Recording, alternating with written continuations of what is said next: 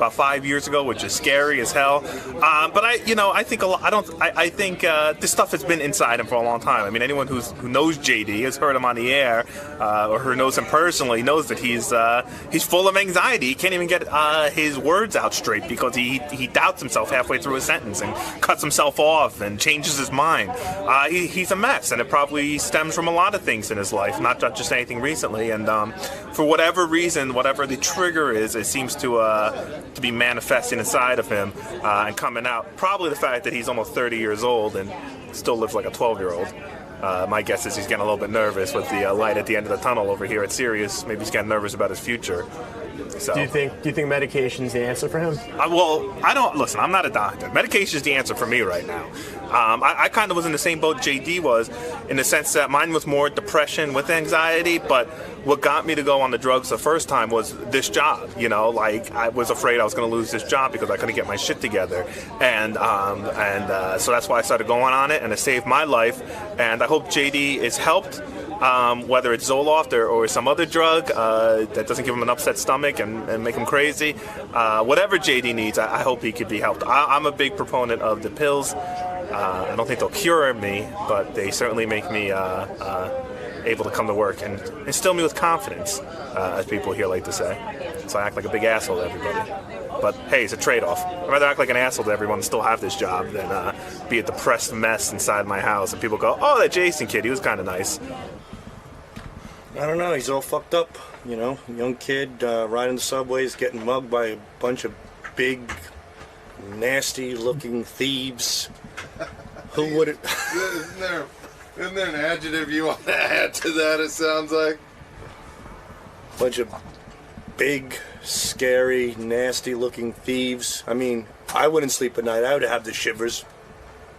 Riding those fucking subways, it's like being in Vietnam, except there's no soldiers. It's all fucking guerrillas and shit.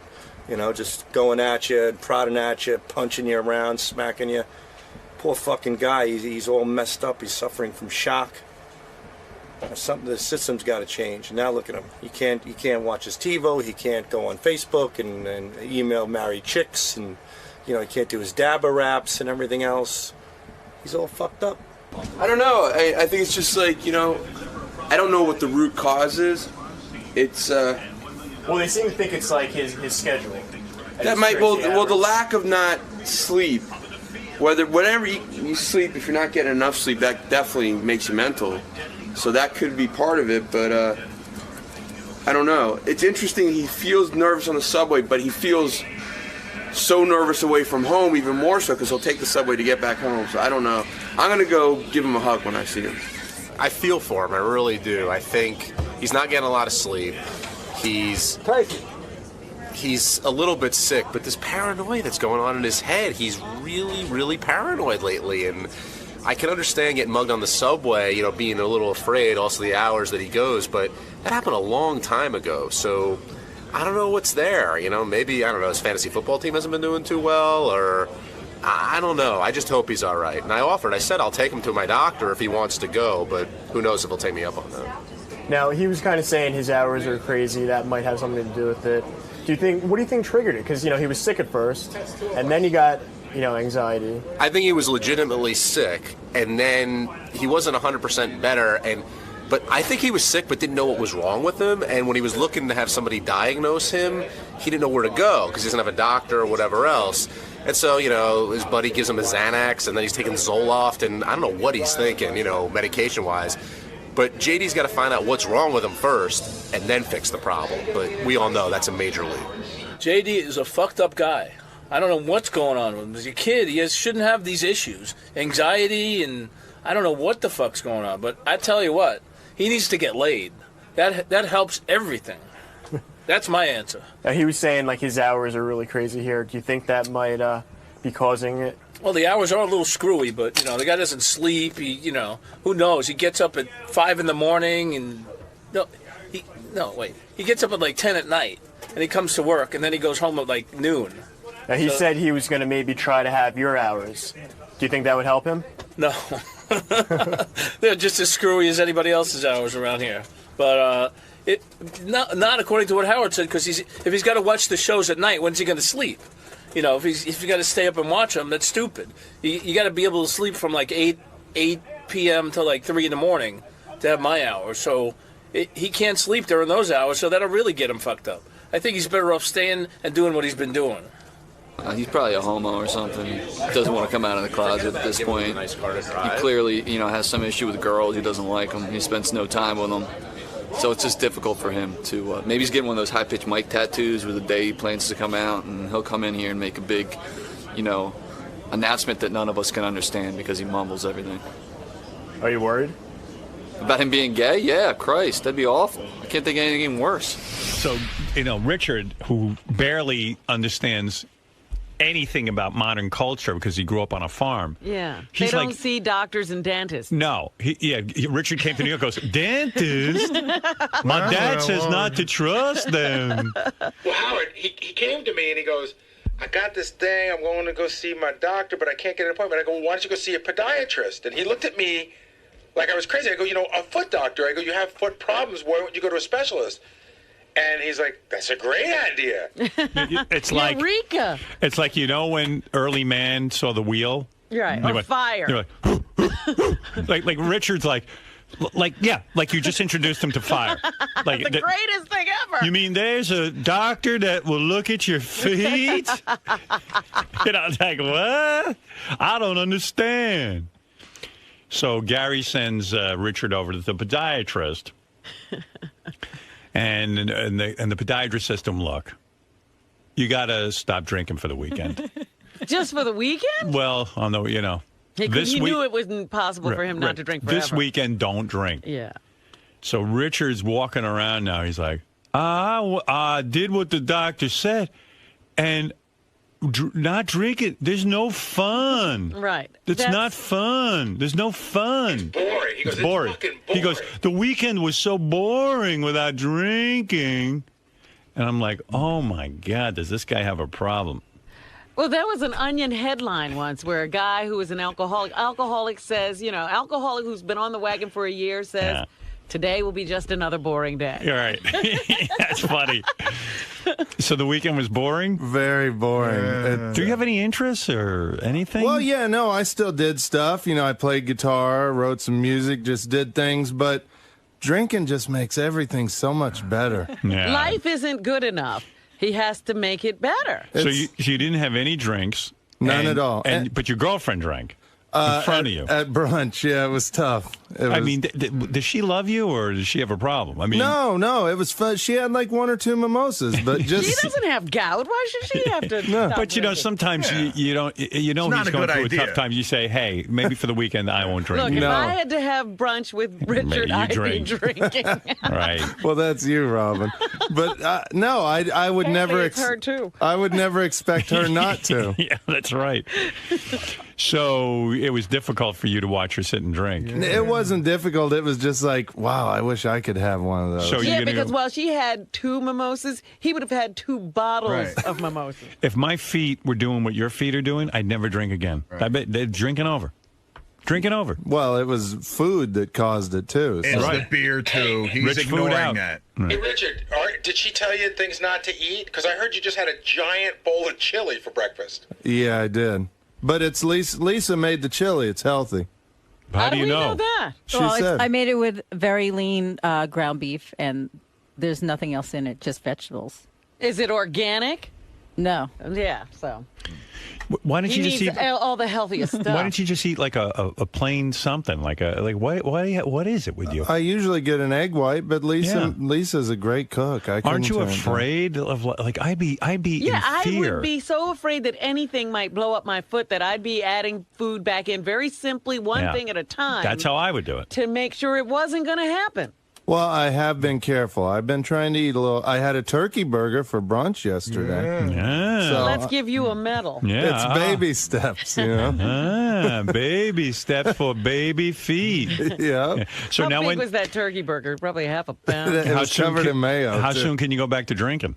I'm going to find out from the foot doctor, but hopefully very soon. So but I don't, I've been good too. I don't drink during the week either, so I'll at least wait till the weekend. Now, what if the foot doctor says to you, look, Richard, I suggest you do not drink for the next year? Howard? And then I'll tell her I think we have to amputate the foot. Yeah. Every website that I go on, and Richard, listen closely. Every website that I go on that deals with gout, the first thing they mention is excessive consumption of alcohol as like the #1 factor. Yeah, not food. And what is excessive by their definition? Richard, they have Richard's picture next to that. They always say, you know how they say if you have more than 2 drinks, it's But excessive. dude, you go on trains and suck down cases of champagne. it's true. I know, and I'm the first to admit I do that. It's fun. Yeah, Drinking wait is a minute. fun. Tell us Didn't you where- drink out a restaurant one night? But can't you just An have airplane I did one Can't time. you just yeah. have 2 drinks? It always has to. You have to be obliterated. Once in a while, I'll have 2 drinks. Yeah, if it's during the week or something. Howard, talk about. Remember that time we talked to you about your mimosas at that brunch? How much do you drink? Oh, I can drink. You know, I could probably drink 100 mimosas. Yeah, see? Right. 100. And But that they're wouldn't in be enough. they're in little bitty glasses, though. Yeah. And then he said he started getting them to pour them into big glasses because they were annoying. having to refill the champagne flute too Yeah, often. They would they'd have to come every other minute with those little champagne glasses, so they started putting them in beer mugs for me. Right. Mimosas in a beer mug. Yeah, Why they can't they just called bring it- over a trough? Oh, sometimes they'd bring a pitcher over too. But I'm talking about severe drinking. I'm talking about like in your lifetime, you've been wheeled off a plane in a wheelchair because you've been incapable of walking. But that was to going to Bubba's wedding. That was a fun Right. event. I was excited. And so if it was a fun event, maybe you could have lightened up on the drinking. In other words, you were about to have fun. We were going to Bubba's wedding to drink. I just started my fun a little earlier than everybody else. Yeah. You know, I don't know. I'm sorry. You have fun when you and also drink. I have fun, but I have 2 drinks and I have fun. No, you talk about getting bombed on the weekends. 2 drinks. And 2 drinks will do that to him because he hasn't built up such a tolerance. I was hungover this weekend. I mean, I had I might have had like 3 or 4 glasses of wine Saturday night because we were at a party. And you got drunk at your size. You were able to get buzzed off. I was that? buzzed off too. I really shouldn't have. What are you talking about? His size? He's a tall guy. No, but I weigh 100 pounds. I'm like Ichabod Crane. Oh, it doesn't go by height? Yeah. I mean, my feet ain't blowing up, that's for sure. But he's also on medication for high blood pressure and cholesterol. You are? Are you Yeah. serious? Oh, I At didn't your know age? that. Yeah. How old are you? 35. Good Lord. Aren't you do you want to live or like are you just like, I No, don't I care? want to. That's why I'm on the. If I didn't want to live, I'd stop taking my medication. How The about just medication is going to kill your liver. the medication could be stopped if you just ate well and drank and didn't drink so much. Not cholesterol's usually no, a cholesterol family can be thing. fought. Cholesterol can be lowered naturally. That is such a myth. It's not true, Richard. But it's my cholesterol's good now. They're weaning me off the medication. The It'll cholesterol. go right back up because you're not eating well. I'm eating pretty well. But I mean, besides the chili this morning and stuff. It's just worthless to talk to. True or false? You tip flight attendants to keep bringing you booze. Yeah. That's true, right? Yeah. Yeah. How much you give them? Usually $5 to start That's out. all it takes? And what do you say? Like, Well, they in other words, don't. They try to refuse tips. They're not supposed to take it usually, but I'm like, no, take it, take it. You give them $5, and that ensures what? That they'll constantly keep the alcohol. Like in other words, you never have to wait for a drink. Well, not that. It just makes them feel better about serving me so much alcohol. I think. Right. They're like, oh, this guy's nice. We'll give him a bunch of booze. Right. And then when they have to wheel you off in a wheelchair, do they get upset with themselves? Do you think? Well, they don't wheel me off. You know, whoever I'm flying with wheels me off. But they got to call for a wheelchair. Yeah. Ugh. But we're usually I've never been wheeled off of the plane. I'm usually, walk off the plane and then get wheeled. Yeah. I see. Mm-hmm. Yeah. I can't wait till they just throw them on a luggage cart. He packed an entire suitcase with champagne and orange juice for a long train ride. I know. You know. That's what you call a person who has a problem.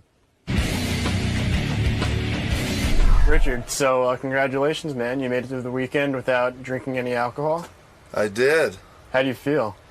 I feel great, but it's boring as hell. I love drinking, and this just proves that, for me, drinking makes everything fun. So how long is this going to last? Oh, hopefully not more than another day or so. I'm ready for a drink. It's the holidays, man. Come on. You can't watch Rudolph and Frosty without a drink.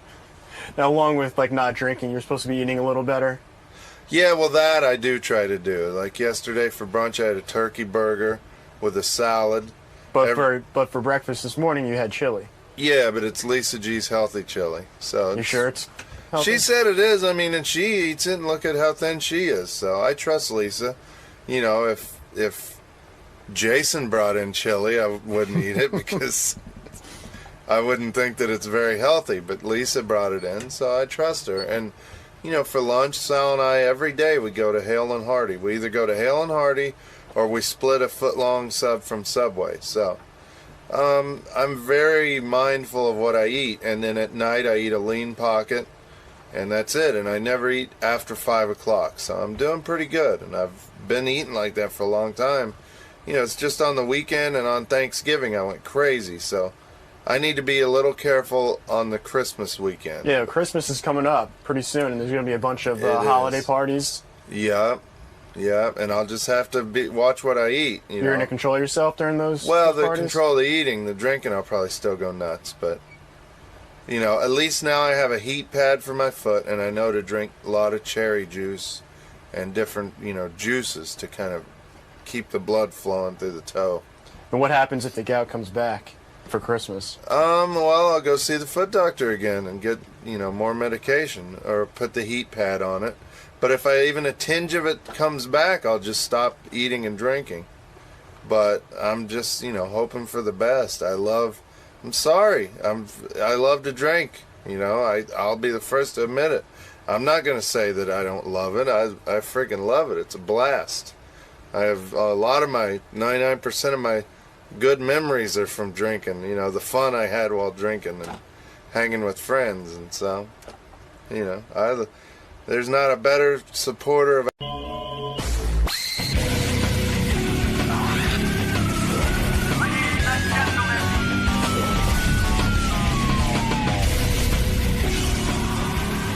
I saw Richie Wilson's girlfriend out there, Rachel. She does the wrap-up show with John Hine on the bonus show. Bonus show.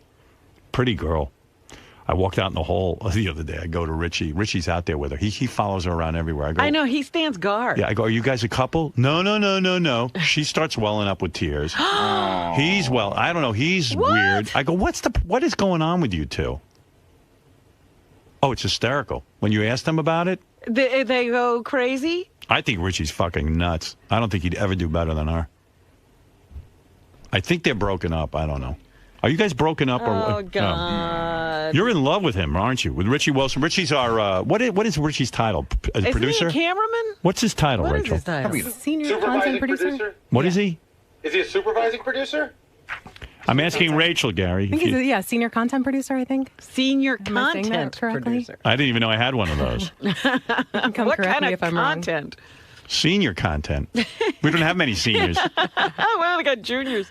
Well, we got Ronnie. He's a senior. Oh, that's true. Must be in charge of Ronnie. Ronnie's birthday. It is his birthday. Wonder what the birthday boy's doing. He's probably going to a strip club tonight. Well, of course. Right. Probably going to What Rick's. else would Ricky Man do? Ricky's man.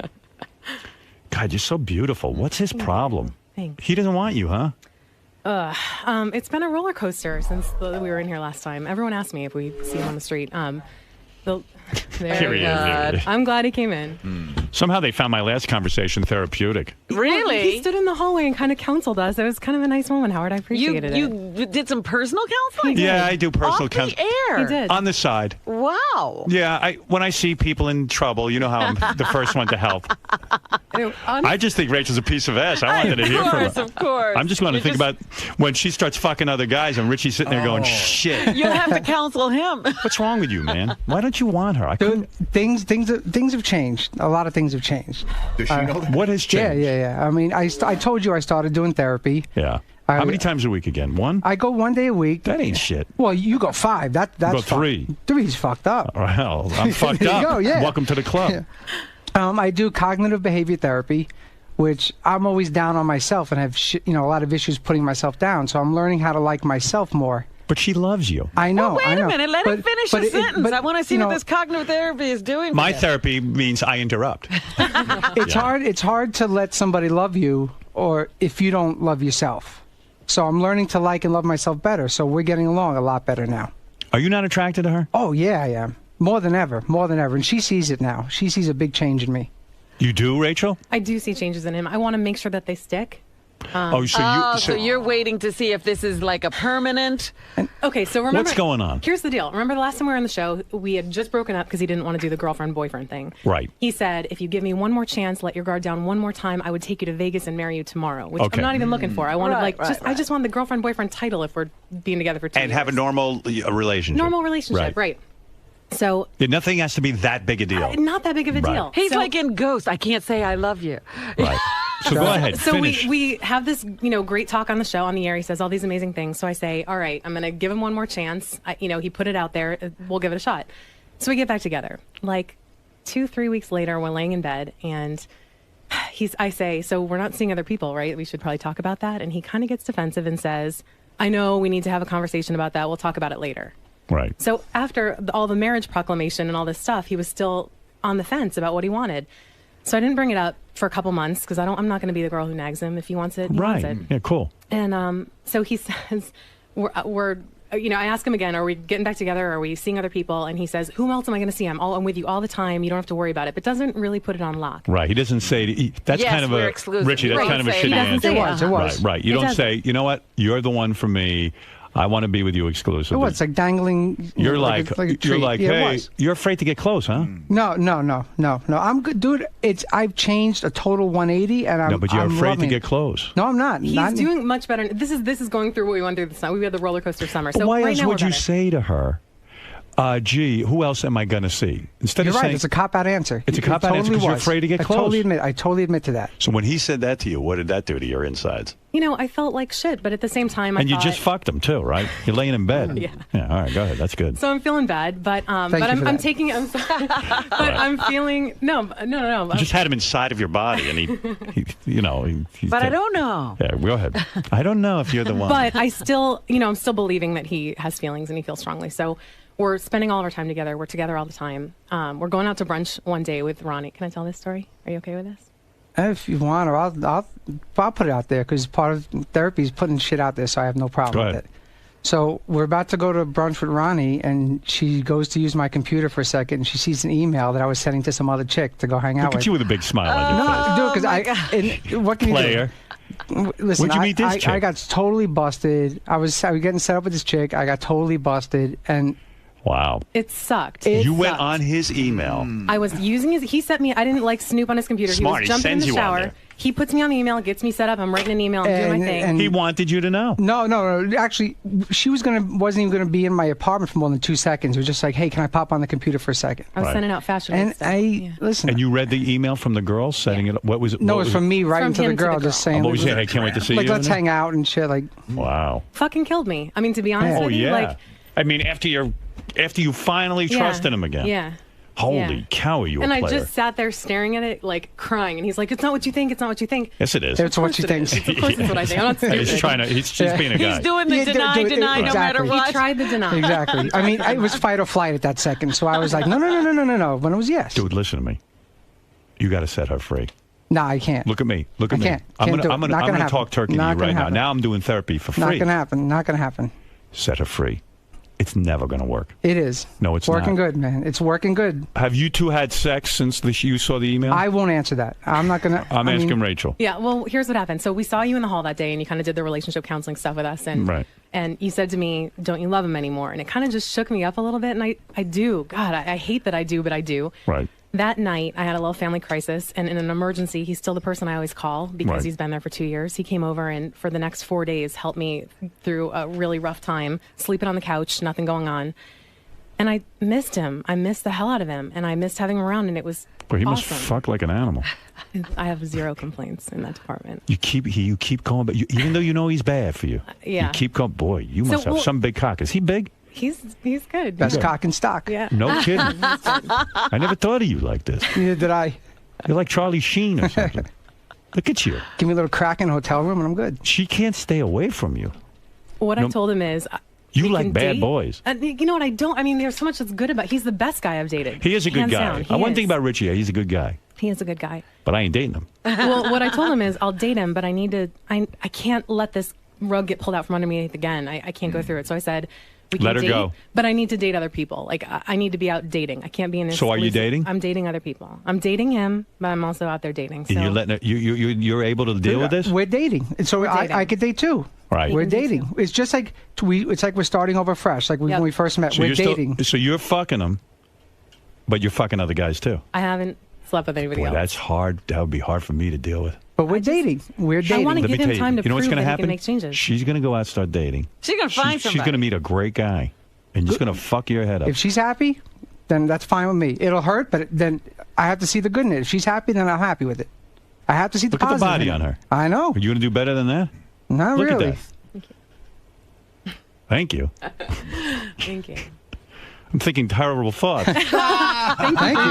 Thank you for your terrible thoughts. So if you decide you want to fuck another guy, that's it. You're going to do it. Yeah. Wow. Wow. And you know what? It gives him an opportunity. I see major changes happening in him. The truth is, I do. Are you see really changes. dating, or are you just telling him that to make him jealous? I will date if I meet somebody that I want to go on a date with. I haven't Right. met anybody that I want to go on a date with. So, Right. but I would. But it gives He him ain't time. going to deal well with that. He needs to. If Listen, he can show as me, long Maybe as that's we're- just what he needs. As long as I we're think so, just dating, that's I have to accept that. I have no choice in it. And same way she'd have Let to her accept go. as if I'm dating. If you're really that into her, Dude, I love her so much. you want to fuck his head up? Date Benjy. Oh God. Is Richard I want really you- interested in me? Date Benjy. I'm not going to date anybody at the show. Date Benjy. You want to see him get married to you? He's the guy. Oh no, here he comes. Ronnie wants to date you. Ronnie wants to date you. He told me he's willing to date you. We've already discussed Ronnie it. If I will was do single, it. I'd date you. During the I don't breakup, give a fuck. Ronnie helped out so much. Ronnie was like he was like our personal counselor. Meanwhile, Ronnie has such dirty thoughts about Rachel. Oh, I believe it. Go ahead. She's not going to date anybody. He lost his voice. Yeah, but she's What not. happened to him? Why? Because she's in love with him? Yeah, she's full of shit. Why am I full of shit? You're not going to date anybody else. I will go on a date. You're if so I found full of somebody else, shit, I would Rach. totally go on a date. With who? With who? I haven't Who met you going with? anybody. I haven't met anybody. Yeah. But What's I wrong would. with you, man? What was he partying? What's with your voice? I don't know. I was Age- fine age yesterday. Your birthday thing? I was fine yesterday. How old are you now? You What do you got? What the fuck, man? We're talking about them. All right. Yeah. What age does your voice go? Hey, Howard, does Richie, do you really want to date other girls, or do you just sometimes want to fuck other girls? I don't want to be with anybody. I just want to be with Rachel. Like what? But I know. So why are you dating other girls? No. If we're at the level now, we're just dating. So the option's there. If she's going to date, I have to be able to say I'm going to date too, because I don't want to just sit home and do nothing while she's out dating. Do you understand Until we're this ready at to all? make the commitment together. Who are you dating, Rachel? I want to know. I haven't been on a date yet. Who asked? Did anybody ask you out? No one has asked me out. Benjy. Benjy, go out with her. Do it. You know, I would do it, Sure. but I don't want Richie to kill me. Never. Oh, he says he doesn't care. How could he not care? Never. What about? Oh, I would take her on a date. What If about? I was single, I'd go out with I her. think she's beautiful. I'd take she's her out sweet, tonight. she's What smart. about Steve Brandano? He wants to take her out. I wouldn't date anybody here at work. Wanna date I David wouldn't do that to Arquette? him. David can call me. He can call you. I don't know, David. David, the intern, if you're listening, give me a call. Oh, he is. Ralph, go He ahead. is listening.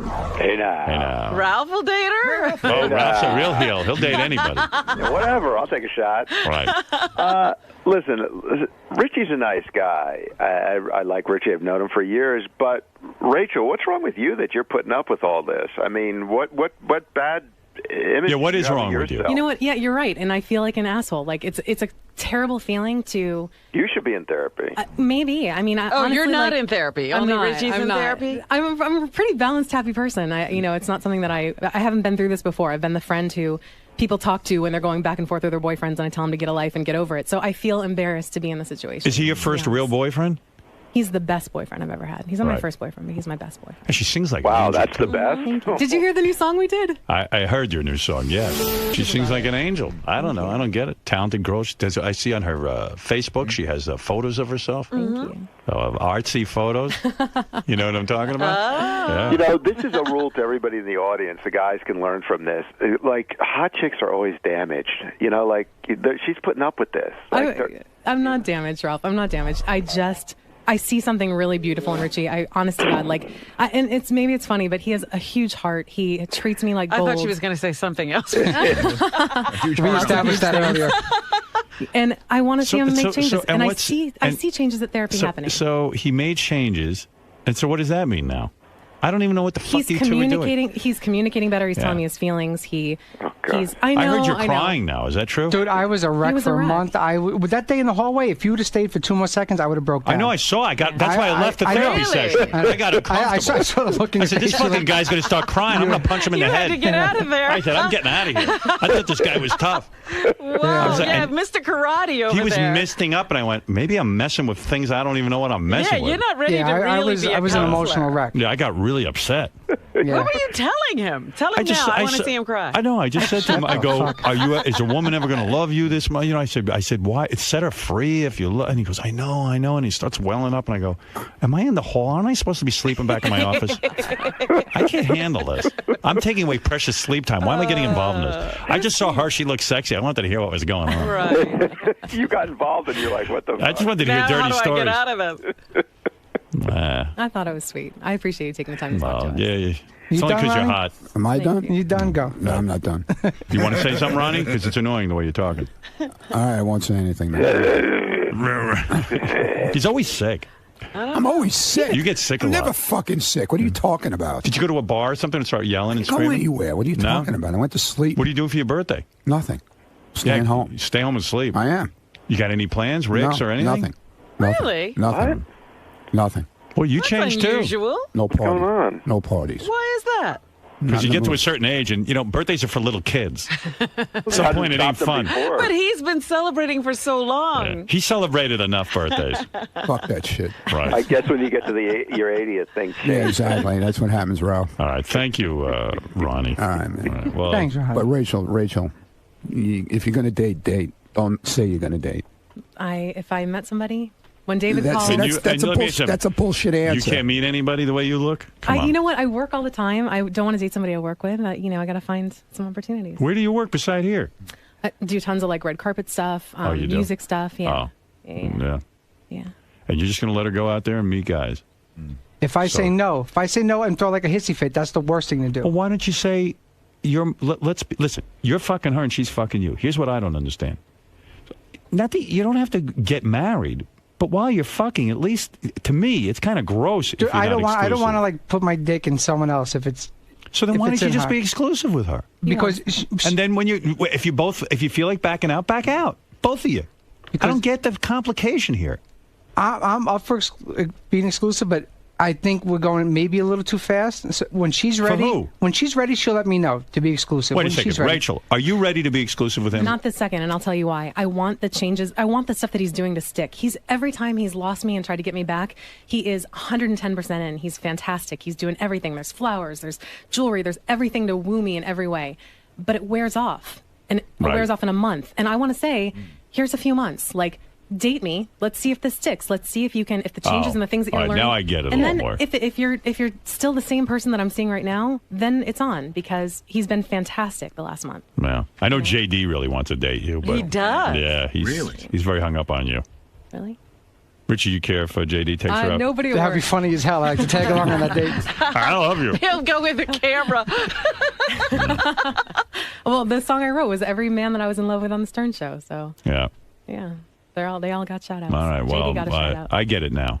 Yeah. So He's being a douchebag, and you're saying, okay, keep it up for a couple of months, then maybe we'll Yeah. be exclusive. That's Prove yourself. And then, That's where I'm at. and once we go exclusive, if you start being a douchebag I'm again, out. Then we're- out, you're out, out. and I totally accept that. I I'm will out for go. life. Oh, if it I happens get it. again. Go. So you're trying to win her back. Yes. And So you're not going to fuck other Dude, girls. I'm working my ass off, man, for He this. is. Not just for her, it's for myself. Why do you think he's you- going to cry again? Look at him. No, Why did you fucking think cry. why did you set up this date with the other girl?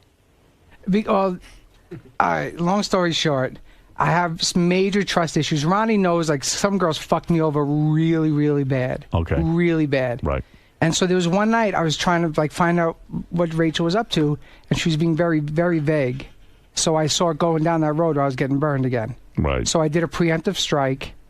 I was on my. So I didn't want to get You fucked were over afraid again. she was going to. What were you doing to Yeah. make him jealous? Nothing. I had 6 meetings that day. We taped bonus show in the morning. I'd been here since like 6 a.m. He I had starts imagining you meetings with other agents. guys. I was doing all this stuff, and I was texting him as I'm running from meeting to meeting, and I didn't respond fast enough to whatever question he was But asking. there was I did one thing, like, nothing. she I've had never, like 6, 7 meetings, and then I'm going to a bar on the Lower East Side. I was like, well, what's at the bar? she answered every other question except the bar one. And then a Right. few more questions, answered everything else but the bar one again. Right. So I I learned was like, something about women. So I was like, oh shit, here we go down that road again. I'm going to share you something with you. If you're ever going to be a man, and I don't mean karate man, I mean a man in a mature relationship, a grown-up relationship, you got to let go of this notion that a woman is there for you all the time. There are days she's not going to be there for you. There are days you're going to have to be on your own and be ignored, and that she's going to want to have a life without you as well.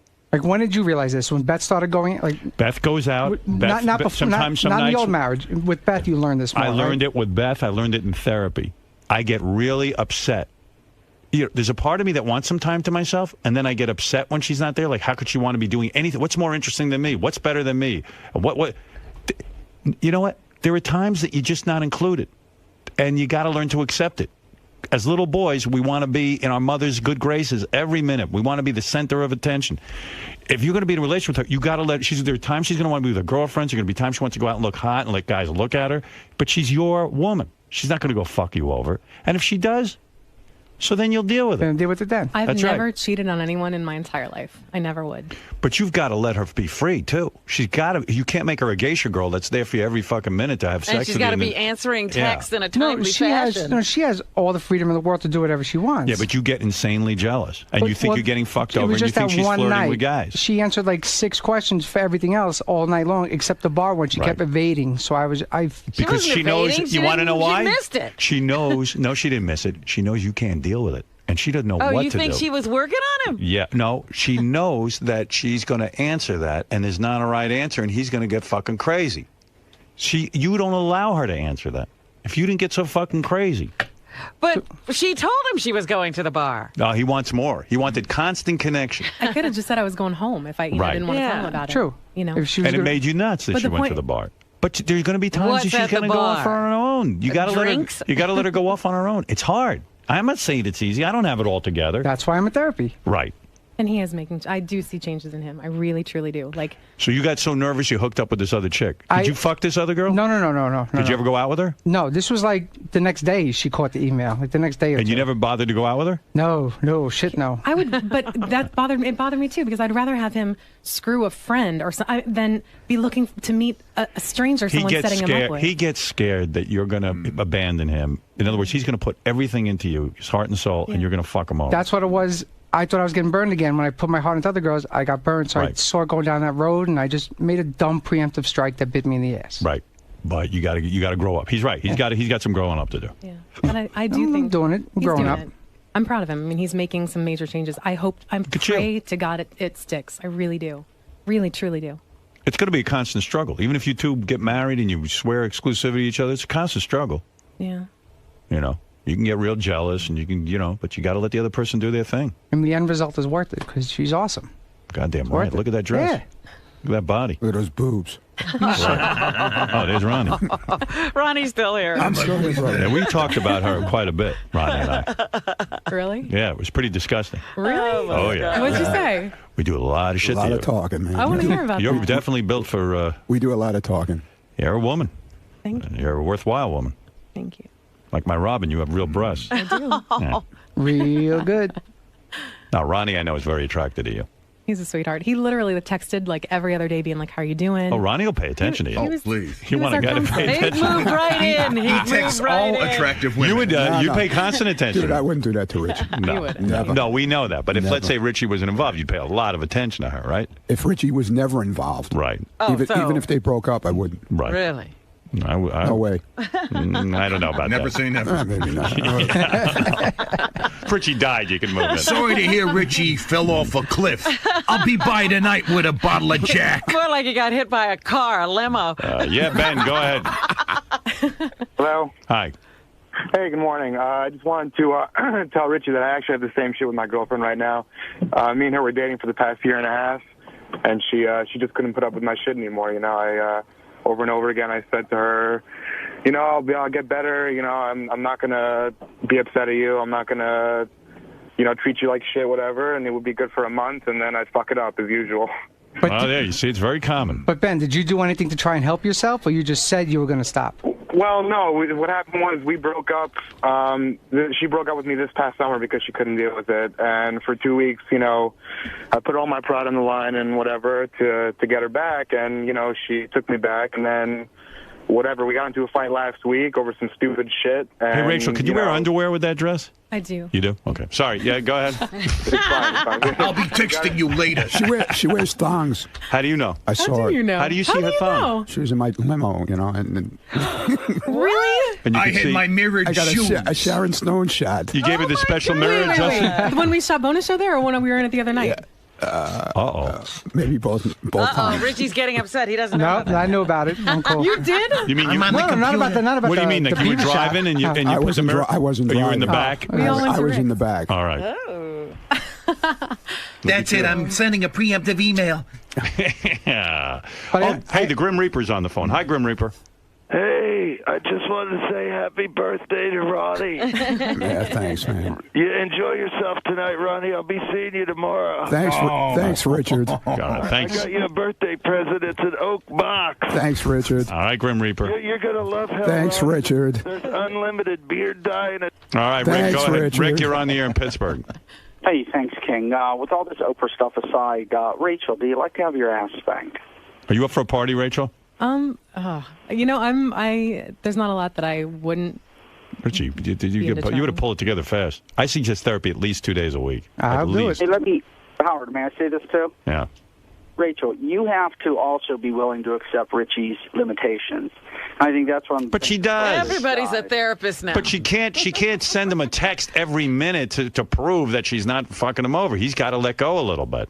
Right, but she also has to trust. And on Richie's end, I would say this to you, and this is advice I've always given to any girl that I've dated. You can fuck anybody that you want to. You can't necessarily come back, but you can fuck anybody that you want Well, to. she knows that. aside, then you don't have to worry about it anymore. She just, love the girl. Well, what kind of advice is that? She knows she can go out. It's at the tell We her. like your therapy. She knows she could go fuck another guy. Or a girl. Would you ever bring another girl into the bedroom? No. She's a lot of fun at Rick's. Is she? Yeah. Ronnie, do you have somewhere to be? What's that? Do you have somewhere to be? No. Go to your pine You like box. strippers? I'm right- Like you I'm like right going to here. strip clubs? I do have a good time at strip clubs. Good time at Rick's. You let the girls dance for you? Yes. You ever touch their boobs? Yes. Wow. Rick's nights are fun.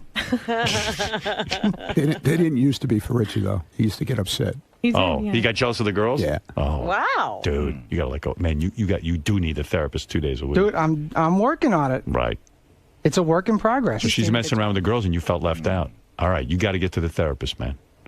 You thought she was going to run off with one of the girls? No. Well, she did. No, not run off of. But it's just weird. Like I see in her mind, she thinks I'm getting off seeing her with the other girls when it doesn't do anything for me. You should be, you asshole. But we had one the other night. We had one want to do a threesome with us. Yeah? Yeah. You up for that? She wasn't that hot though. That one. You better hold on to her. Told you. Yeah. Doing therapy 4 days a week now. Yeah. Well, seriously, Go. 2 or 3 days a week, you should be in. Yeah, I'm Straighten this shit out. also like constantly pouring myself into books on. Fuck those books. Just Just go I'm to the doing therapist. everything I can. Doing everything I can. I do see you're doing a great job. You really Thank are. you. Like you really are truly like I see significant changes Thank in you. you that I haven't seen in the last 2 years. Like the other day, there was something I wanted to tell her, and instead of having an argument, I just sat and I discussed it, and everything worked out great. We had the best night together. Yeah, it was Look at this. Because it's See? I wanted yeah, to stick. I'm just learning how to communicate better. I really wanted to And stick. it works. Yeah. All right, good. 'Cause I'm rooting we dudes are very bad at this communication stuff. That's the problem. I always think I'm a good communicator, but I'm not. Dude, I'm a dumb guy. How To me, could you it's- not be? it's- You're it's talking this all and the this. time. Yeah, but evidently I say the wrong thing. Ronnie, thanks. Listen, you two, thank you. Ronnie. Thank you. By the way, Ronnie, you sound even creepier with your new voice. I like Yes. it. Thank you. Now you Keep that. Keep that I just voice. want to give a shout out to my boy Charlie Sheen, man. That chick is smoking fucking hot that he was with. Did you see the anals? Oh my God. Yeah. The anal. I love Oh, it, and I love his show, man. He's awesome. All right. He's cool. There's a guy defending Charlie. There's I a love second Charlie. defense. I love Charlie. All right. Thank you, Ron. And thank you, Rachel. And thank you, Richie. Good luck. Keep me posted, all right? Guys, Oh, jeez. is everything better? How are you? I'm good. Yeah, I'm alright. How you guys feeling now? You know what? It's good. You are in trouble, Ronnie. Fucking asshole. Yeah, dude, come here. What do you say about her in the limo? Yeah, what gets Come said here, about man. me? Come here. Listen, it's like being in Vegas in that car. Whatever we say in that car stays in that car. So guys, so going on the show like this, why do it? It's therapy, man. It's just, you know what? I gotta take the medicine for the shit I did to myself and the shit I started. So part of taking my medicine is just being able to put it out there. If I sit and let things fester, it just gets worse. So I gotta be able to be free and just let shit out there. And if one idiot out there, like the guy that calls up, goes to therapy or does something to better his relationship with his girl, then I'm doing something right. If someone So else you is feel better- this helps? It helps big time because, you know, a lot of people out listening can understand. You know, usually callers will call up and say, you're a dick, you're this, you're that. We had nothing but decent callers, you know, so people can understand and relate to what's going on. Now, Rachel, would you say that this is like done, or you think this is a continuing thing? I think it's a continuing thing. I think, like I said, I've seen a huge, drastic change in him in the last month, and I am literally praying that it sticks. I really am. I really am. And now, what happens if Richie, all the guys here start asking her out? Like I know, like JD, they said, Brandano. There's a lot of guys here that were like interested. I know Rachel wouldn't date anybody from the show. I wouldn't date anybody from the It would show. just be, I wouldn't do that to him. It would just be too awkward a situation. Yeah. The same way I wouldn't date one of Rachel's friends. You know, it wouldn't work out. Even Ronnie, Rachel? Even Ronnie. It's heartbreaking. Or you. Look how hot he is over there. Or you. I mean, I'm old enough. Ronnie's just way too old for her. I'm old enough. All right, guys. Good luck. Good morning. How are you today? I'm tired. It's nighttime somewhere. Your business is setting this world on fire right now. In the last hour, I don't know if you've heard, they've been talking about, you're right this way. Verification and followers and just everything. It's really caused a lot of controversy, but also has created a lot of good conversation. Yes, that's what we like. We like good conversation. It's not about technology, it's about people. That's what it's fundamentally about. So what are you looking forward to talking to Howard about today? That's a good question. I figured Howard will have all the smart questions, and I'll just try to roll with it. You know, I think he's a really smart guy. I think he's a really excellent interviewer.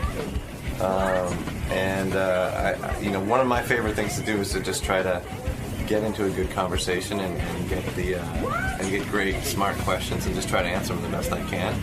But that being said, I would love to talk about the importance of mobile phones around the world and how important that is for so many people, and it's growing really fast. You know, the number of mobile phones far outpaces the number of people who are on the internet itself. Just kind of the future plans for Twitter, what we're working on now, maybe a little bit about how we got started, because we kind of have a quirky, interesting history in terms of how things began. A little bit more unusual than your basic startup. Stuff like that, you know, a bunch of different. There's actually just a wide variety of stories that opened our eyes over the years and made us realize that Twitter wasn't just a fun little side project. It could actually be potentially a very important, world-changing service. But it took 4 years before we began to really fully realize it. So it's been an interesting story, to say the least. Yeah, I think so. I mean, for us anyways. I don't know, necessarily if it has been for Howard or not, but we'll see. Cool. Well, Howard really believes in your creation, so I'm sure this will be interesting. Cool. Right on. How did Twitter get to be such a big deal? And how did he come up with the idea? And well, he didn't actually. We'll talk to Biz Let's Stone. delve into the whole thing. Biz Stone is one of the owners of Twitter. There are 3 of them, and there's the guy himself. There's Biz. Nice to meet you, Biz. Young guy. All these billionaire types are young These guys. tech billionaires. Good to see you. Where did you? Are you like a Zuckerberg? Did you go to college and somehow develop the idea for Twitter and all of that? How did you get involved with Twitter? Because you didn't invent Twitter, did you, Biz? I did, together with my 2 co-founders, Jack Dorsey and Evan Williams. My understanding, a limited understanding of Twitter, is that Evan was the creator, and you 2 guys came in later? No. Okay, so give me the background. So Evan and I work together at Google. Okay. And Evan Williams and I were both, for now, 11 years been working on developing large-scale systems that allow people to express themselves and communicate. We started with blogging platforms. Right. So we both ended up at Google. We were working on Blogger at Google. Have you heard of Blogger? I haven't heard of it, but I understand what you're saying. In other words, you are a hired hand to sit there and write programming. Well, not more design product and upgrade features and stuff like this. And how did you know so much about computers? Because you're a young guy. How old are you? I'm 37. How did you know? Were you one of these kids who was way into computers from an early age? Not really. I was into Apple Macintosh early on, but I ended up becoming an artist. I got a job as a graphic designer. Right. And then I wanted to open my own studio, so I figured I should teach myself web design. Right. So as I got into web design, some friends said, hey, let's start a web company in 1999. So we started our first kind of social networking weblogging company in 99, and then ended up at Google. Were you one of those guys who was insecure about how to make a living? Because, there's so many guys out there making blogs, and there's so many guys web designing.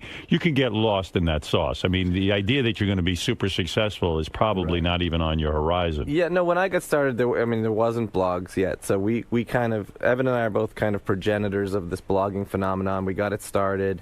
And then we worked together at Google. Was your genius that you were able to make it easy for people to blog? That was the thing. Yeah, it was super easy. It was type in a box, hit a button, you have a web page. You were thinking like an Apple guy. That was like an explosion of content for anyone who wanted to publish to the web. Now, what happens when you have an explosion of content like that? Does that put you on the Google map or? Yeah. Yeah, basically yes. I noticed that when I'm an Apple guy, that they make things very easy. Right. So you say you were an Apple guy. You said, let me make this easy for people. They'll be able to go on the internet and write to their heart's content. Right, and listen and read what their friends are saying and react to one another. It becomes like a feedback loop. It becomes very engaging. You really want to get on there and see what people are saying about you and express your own opinions, etc. So you and Evan are working at Google. You turn to him one day and say, what? Let's do what? We're driving home from work, and we had this weird idea that we could maybe democratize audio because iPods were getting popular, and we figured out a way that people could record into their web browser or their phone, and that would be sent out to iPods. And we thought, this is really cool. We could kind of democratize audio. Like a podcast, but so easy to do. It was podcasting, and the company was called Odeo. It was a podcasting company, and super easy to do. Right. So we started building this. We quit Google. We started building this. You quit Google now. Do people in your family say, you're nuts? You got a great job with Google. Yeah. Absolutely. Right. Everyone was worried about it. Huge mistake. Even myself, for the first year or so, I was taking out my calculator and saying, oh, my God, if I had stayed, look to my wife, look at this, and she was like, you have to stop doing it. You would have had stock bonuses. Are you referring to that? Because Google took off. Well, because I left after 2 years, so you had 2 more years to vest, so I left all the stock on the table. Were you a big player at Google? No, I was just a regular guy. Regular working guy. All right. So when you leave, everyone thinks you're nuts, but you're smart. In a way, we learned from you, because if you're going to make your move, make it young. And say, you know what, hey, now I don't have that much to lose. While you're married, you didn't have any kids. It was that kind of situation. I went out to California to take a risk. I was at Google for 2 years. They IPO'd. I suddenly found myself very comfortable. Right. And I thought, this isn't risky. And so Evan and I, we quit Google. We started this Odeo company.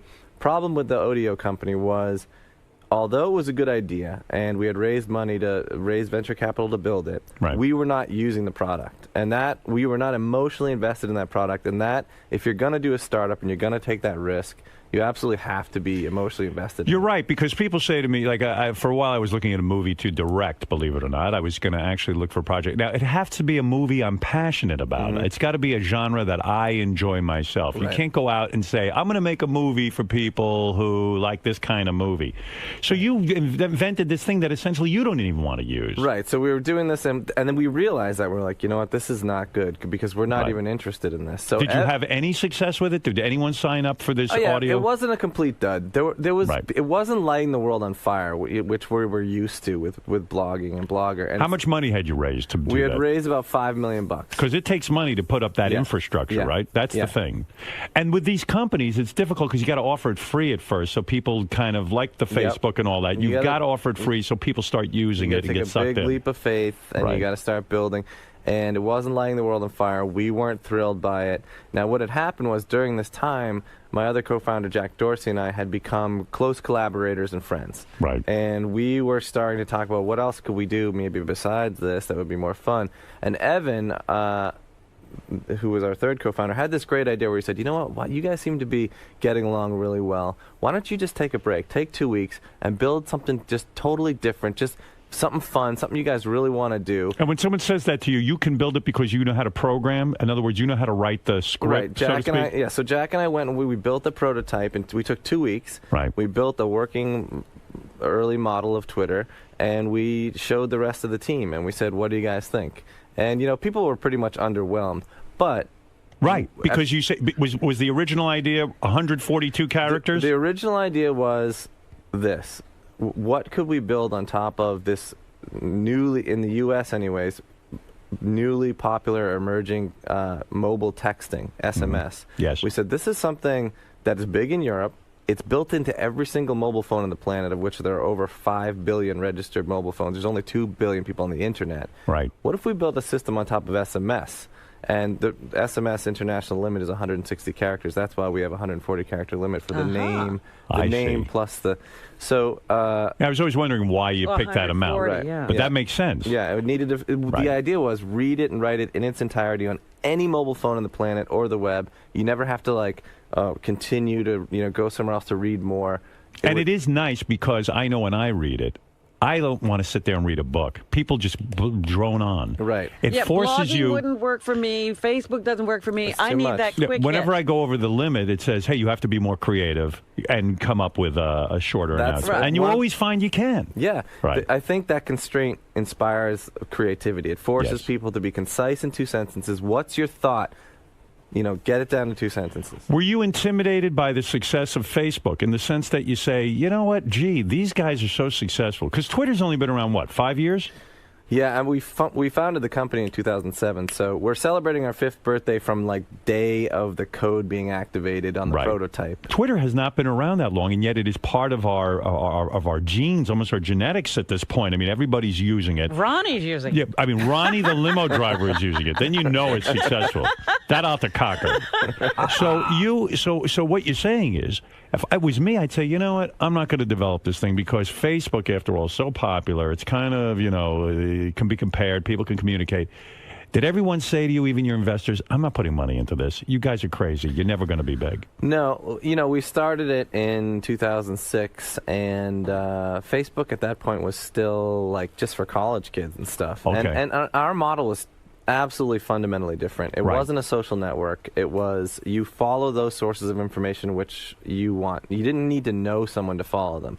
I didn't need to ask Howard Stern if he would be my friend. Right. I would just follow Howard Stern. That's what I think I like about Twitter. That's what appeals to me. I can follow, I'm now into these Apple computers. I follow people who write about Apple computers, and I like that. It's all of a sudden some information I can get. Yeah, it's become following your interests. Is the goal to beat Facebook and sort of make them obsolete? No, I think the goal is to be another one of these great internet companies. I think there's room for more than a few. Why make it so why not integrate the picture posting thing? Why do you allow TwitPic to make a picture? Why not allow everyone to just post pictures and take over that function? Well, we have started making it a lot easier. So if you use the iPhone, there's a little camera icon right there. Right. You just share it, and it just goes along with your tweet. And we want to make that easier and easier for people. Why are you anti when people retweet? Why don't you set it up so it says RT and retweet? You seem to be against the retweet function. No, we actually built a button called the retweet button. Yes, but that doesn't allow you to respond to the thing. Why not fix that? That's a missing feature. People want to add a comment to why they retweeted Right. it. Yes. I retweeted this because I disagree with it, not because I like it. That's the main function that I use it for. Yeah, so what we need to do is see the reason why a button is key is because if you have a retweet button, then you can track all of the retweets that your tweet has got. Yes. So you can see the spread, you can see how viral it went, you can trace the information, and you can find out how much it spread. But it disturbs me that it requires some kind. We do need to add the ability for people to say. I use the official Twitter apparatus or platform, platform, but other people go to other platforms. Yeah, like what is that one? Does that bother you? Like TweetDeck and all that. And all that. Does it bother you that there are other services sort of making their name off of your thing? It doesn't bother us that there are people making taking their name. What happens? And well, now we have official applications for iPhone, for BlackBerry, for iPad, for you name it. We have official applications we've developed in house. The key thing for us was that before we made those official applications, people were getting very confused because they would go to the Apple iTunes App Store, right, and they would say, okay, I want to download the Twitter application, right, and they would get 100 applications that weren't called Twitter, and they would just pick one and think, okay, maybe this is the Twitter one. That's right. And then they would say, like, I don't know how to create even an account on this or anything. They didn't know they had to go back to the website. So when we created, and not only that, but we were looking at our numbers, and we were saying, why are so few people on the iPhone using Twitter? This can't be right, because iPhone's hugely popular, Twitter's popular, there should be way more people on here. That's right. So we create the official Twitter for iPhone, put our logo on it. Yes. Make it free. I like that. Everything shoots up like crazy. People are happy, people are using it, and it just makes a lot more sense for everybody. The three original partners, you, Evan, and the other guy, Jack. What is it now? Like, Evan left the company for a while. Jack comes back in. Evan leaves. I know, Evan and comes back. I'm stuck here the whole time. Yeah, like a you're schmuck. just like a revolving door that they go in and out of. When can I get a break? Do you guys push these guys out, or do you want them to leave, or what is going on here? Why can't the three partners just all be? I would be hyper focused on this thing. It's going somewhere. Yeah, there's money to be made. There's a lot of people involved. I mean, you got a whole board of directors. You got a bunch of people. And I think the key thing is that. The way that I think about it is Twitter's been this ever since the beginning. User input has been big. A lot of the things we didn't even invent, like @replies, weren't even our idea. Right. Hashtags weren't even our idea. People just started doing. We embraced them. We turned them into features. And so the way that I think about it is Twitter as a service has almost become like this living, breathing thing that needs what it needs when it needs it, and it needs who it needs when it needs it. And so we've recognized, okay, you need to step down while you need to step up. Now you need to come back and you need to go away. And so is it kind of the thing where you can turn to your partners and say, look, right now I think the company needs me to run it. Right. And you guys need to back off. Right. This is my strength. Yep. And then when you start to see things go a little bit wrong, the other guy comes in and says, okay, I'm going to run this thing for a while. It's almost like Steve Jobs So of you Apple. guys trade off on who runs things? That's what's been happening. And to it, I think it's a testament to the egolessness of my two co-founders, is that they're willing to say, like, okay, let's do it that way. But are they able to really step away from it and let you run things for a while? Well, I'm not running things. We chose a new CEO, Dick Costello, who's actually he's older than us, and he's actually doing a great job as a CEO. So who owns the company? It's still private. Yeah. And you own the company and your two partners, and does the CEO get a piece of the action? Well, yes. First of all, everyone who works at Twitter owns a part of the company. Okay, that's good. Everyone who comes on gets equity. Right. The three founders own percentages of the company. The venture capitalists own percentages of the company. I would assume the venture capitalists own the majority of the company. They put up the money for it. That's not necessarily true. The thing with Twitter was we got into a really good position because we didn't take money until we had started growing very rapidly. And at that point, we had our pick of the venture capitalists who we liked the most, and we thought of them as employees we could never fire. When Facebook came to you, Mark Zuckerberg, when he came to you and offered you $500 million, I don't know how many years ago he offered it to you. I think it was 08, I think. 08. Late 08. In 08, he says to you, $500 million, I want to acquire Twitter. I think he saw it as a nice adjunct to his business, and maybe even saw it as a threat because he sees what it represents. Yeah. How'd you know to turn that down? I mean, that's a very tempting thing. You could have been set for life. You and your wife could have gone off into the sunset and done your thing. Who makes the decision not to accept his money? It was actually Evan and I that went down and talked with Mark. And to be perfectly honest, we really had no intention of even selling it. And we figured, why not go meet the great Mark Zuckerberg? You got to have the conversation, right? We got to go meet the great Mark Zuckerberg. Right. And were you impressed? And it was really funny because it was fun, but it was also awkward. We went into a room together, and Mark went in first and sat down on a chair, leaving just a love seat for it was a very small room for Evan and I. You and Evan are lovers. I went in next, I sat down, and then Ev came in third, and he said, "Should I leave the door open or should I close it?" And Mark said, "Yes." Yes. Oh. And what does that mean? Ev said, "I'll just close it this much." And that's how it started. And Is he socially awkward? Is that your point? No, he seemed, when I got the impression when talking to him that I was talking to, it was weird. It was like he was one guy, but it almost seemed like he had 12 people in his head. Like he had already kind of gone through every possible scenario that we could talk. And I was making all these jokes and everything, and they were just dying. Did he try to act like Twitter wasn't really that important, even though he's going to offer you $500 million? Like, it seems okay, like almost not that interested in it. To tell you the truth, we were driving down there. This is the whole story. Is I got into work one day, and my friend Jason Goldman says, "Go back downstairs. Ev's waiting for you in his car." And I said, "Why is he waiting for me in his car?" And he said, "Just go downstairs. He's in his car." And I said, "But I just got it. Go downstairs." So I go downstairs. I get in the car, and Evan's in his car. I say, "What?" I said, "Where are we going?" And he says, "We're going to Palo Alto." And I said, "We're going to Palo Alto? Oh, is today the day we're supposed to do that thing at Google?" And he's like, "No, stop interrupting me." And I said, "Oh, is today the..." Because I'm always interrupting. He drives him crazy. And he finally says, "We're going to Facebook." I said, "Why are we going to Facebook?" And he said, "We're going to see Mark Zuckerberg." I was like, "Oh, cool. Why are we going to see Mark Zuckerberg?" He's like, "They're interested in, a partnership, Acquiring. Yeah.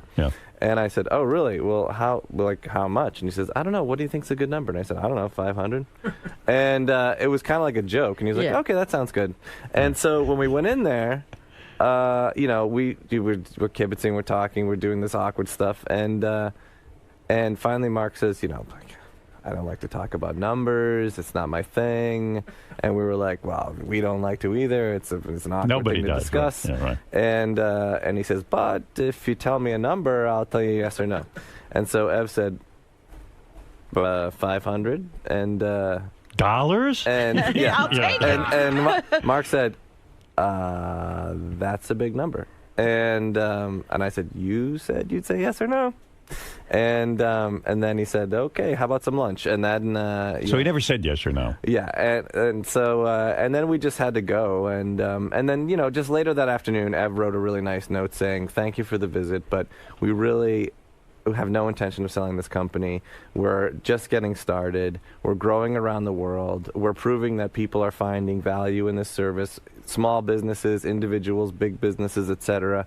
That part is going strong. We need to build a business on this, and we think we can, and we think we can also have a positive global impact in the world, and we want to carry this through." And that was that. And also to answer your question, yes. That is the motivation for turning down a lot of money. Was we actually think there's even more potential than that. Well, you're right, and you know what it is. You're young guys too. It's not like you're at the end of your career. You want to do something with your life. There's reasons why you sell your company. You're either done, you're about to be sued to death, you're about to be crushed by the competition, right? Or you just want. It's out of fear a lot of times. Yeah, and none of that was true for us. Right. So now I don't understand the plan. But after Zuckerberg, really, what you're saying is never really offered you $500 million. You never got to hear if he would have accepted it or not. There was an offer. It was. There was an offer of like a mix of cash and stock, and it didn't appeal to you. But we wrote a nice note. And we said thank you so much for we kept it very cordial and everything. And you've had other bigger offers. Like somebody offered you $500 million just to take a small piece of the company, right? Wasn't that Goldman Sachs or somebody like that? I don't even remember who it was. I forget who I read. We've taken investment. Right. That's how it works as we've taken investment over the years. You rejected numerous offers from Google and Facebook. Another rumor claimed J.P. Morgan Chase offered to buy a 10% stake in Twitter for $450 million, which would have put the value of the company at $4.5 billion. $4.5 billion for just 10% of the company. Any truth to that? We weren't actually in talks with them. You were not? No. So how do you create a value here? Because I was reading about the advertising dollars, and you have to be careful. You can't clog this thing up with ads. People will get turned off. You know that. Yep. And yet you do have to make money. Yeah. And so when I was reading the figures on what Twitter actually makes in terms of money, there was probably more people making money off of Twitter just using it than you guys make, because it wasn't that mind-blowing to me. Like your advertising was around $250 million maybe this year or something like that? We're actually right now our advertising is like invite only with partners. We're taking a really slow and thoughtful approach. It's frustrating. What does that mean, invite only with partners? It means we hand select a group of companies like Starbucks and some movie studios and so forth, and we say, look, we have these innovative promoted suite of products, promoted trends, promoted tweets and promoted accounts. Right. We're not 100% sure if they're going to work really well. They're native to the system, which makes them different from other ads. Would you be willing to work with us to see if they work for you? And we're experiencing more than 5% engagement rate on these ad products, which if you follow online advertising is just astronomical. The partners are super happy, and so. But we just don't have the infrastructure in place to do like open self-serve ads just So yet. are you a billionaire at this point? I mean, on paper, you could say the company's worth $4.5 billion. But how do you make money on a daily basis? I mean, you personally, do you have a salary? Yeah, I take a salary. You take a salary. Yeah. Do you take millions of dollars in salary? No. I take a regular salary like anyone else at the company. But you don't list that salary anywhere. No one knows what you No, make. it's a private company. It's a salary. It's not an hour. It's the same salary that anyone would. A couple of $100,000 a year. So meanwhile, you're an owner of Twitter, and your personal wealth, aside from what it could potentially be. Could be, right. Do you live in a mansion, or are you just a modest guy? Because yeah. Does your wife ever say to you, what the fuck is going on here? You have Twitter. Why don't you guys make some money Why am I already?" still working? So you're just a salaried guy in a sense. Right. Yeah. And when they say the company's worth $4.5 billion, we don't know unless are you planning on taking it public so there can be a stock so people can get involved in this? We don't have a plan to do that yet because we really feel like it's too early. I mean, we need to make this. We need to show that we can, not just have a positive global impact in the world, but make a real business on this, and then have a lot of fun doing it. And this business aspect is growing, and throughout the next year or two, we're really going to try to show that we can do this. So are you what are you? Are you a millionaire? Are you what are you? I mean, are you one of? I mean, like Zuckerberg. We don't know how to look at you. I don't know how to evaluate what you are. What do I look like? Are you a success? You look like a filthy hippie. but seriously, you look like a kid, quite frankly. Yeah. I mean, are you? I mean, how does this translate into you becoming this super wealthy guy? I can't even tell if Robin should date you, and you should leave your wife. You know what I mean? I don't understand. You don't understand. Well, it's all based on potential. So the only money that you've made is your salary. I make a perfectly good salary. You've not taken any money out of the company I have a simply mortgage, because I have a mortgage on a 2,000 square foot house, and I lease a Mini. And maybe I should just give you some money and you give me some pieces of the company. Maybe that's the way to do it. You're serious. You have not made. You've not taken any money out of this company. Is there a temptation to sell just so you can have money in the bank and say, for God's sakes, let's cash in a little bit? Yeah, I guess there is. Are you financially set for life?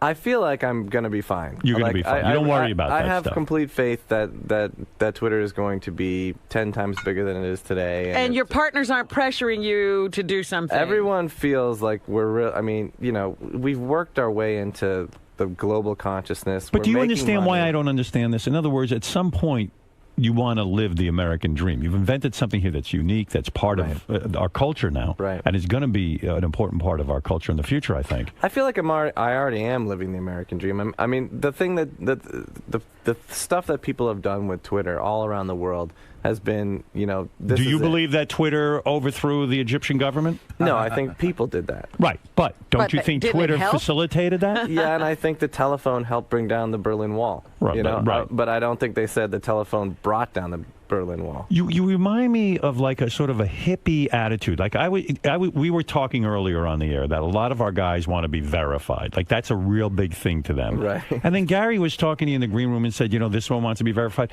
And you even said, it's such a loose operation that like your verification stuff is down right now. Like if you wanted to verify Ronnie the limo driver, you couldn't even do it right now. You wouldn't even know who to call. Is that correct? I'd know who to call. It's just that last night they pushed some updates to the site, and the one thing that it took down was the verification. So good excuse. So like when someone calls up and says, "Look, my name is being screwed with. I want to be verified. This and that." You don't have an organization that sits there like the verification board and says we have to get this done right away. We do have some people that help. The reason we created verification in the first place was because we had celebrities joining the service, and they were saying, "Look, we're having a problem with imposters," and we couldn't constantly chase down every single imposter because we suspend one, another one pops up. So we just said, look, let's just verify the real one. That way there can be 100 fake ones, and you can look for the check mark for the real one. Who decides who gets verified? Because this is becoming very important in my situation. In this little realm, anyway. Who is the person or is it a board of people? Yeah, no, it's people on our support team, and they they look at a bunch of different things. Ultimately, we'd like to have that much more automated, and right now we're verifying like our partners, like I said, our advertising partners, right? And we're verifying people like politicians and celebrities who are very likely to be impersonated and have that problem. JD says he's impersonated all the time. That's right. We'll have to get JD verified. Well, we'll see about that. We'll see about that. We're going to play a little game with that verification thing in a second. But it seems to me that this has become very important to be verified. Well, I think and it makes you the cool kid in school. You can verify people. You're verifying their existence. Anytime you add a little check mark or you add a number next to the followers or something, people want the check mark and people want the number to go up. Do you purposely keep the check mark a special thing? That way it keeps people interested, like it becomes a big thing, like a guy getting inducted into the mafia? We didn't. It's not something we designed on purpose to be that big of a deal. We thought it was just going to be like an easy fix, and then everyone, we have this Bronx Zoo snake now asking us to be verified. Right. I know the Bronx Zoo snake is on Twitter. And how aware of you, when you say, well, it's got to be good for Twitter when a celebrity starts tweeting because it adds to the content of the thing. It makes it exciting and viable. Yeah, and they have their own set of followers who then want to follow them on Twitter, and so more people sign up and everything else. How aware are you of, like, when I decided to start tweeting, how aware of you, how do you get alerted that I am going to be starting to tweet or that I have different started? ways? I think, when certain people join, like when you join and there's a lot of fans in the office, there's and an email goes out and there's whispering in the office that Howard's joining. Other celebrities maybe not where people in the office aren't.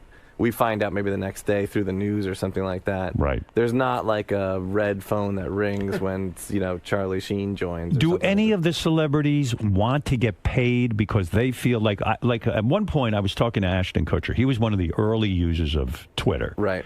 And he had something like 7 million followers at some point, something like that. I don't know. Well, he was the first to go to a million, first right? to a million. Yeah. Okay. Yeah. And I had him on the show, and I said I wasn't tweeting at that point, didn't really understand it all that well. And I said to him, do you get resentful? You've gone around, done more free advertising for Twitter. Have they ever approached you to pay you and say, hey, we thank you for doing this. You've brought millions of people to the table. And he was almost resentful, I felt, because he said, yeah, they never have offered me any money. They never have said to me, acknowledged what I've done for the company.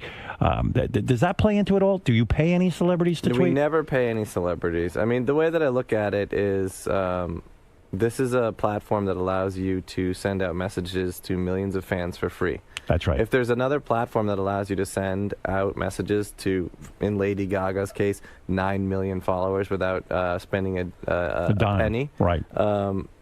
I'd love to see that service. That's true. I do agree with you. In a sense, it's very not like I have gotten in touch with people who didn't follow us to satellite.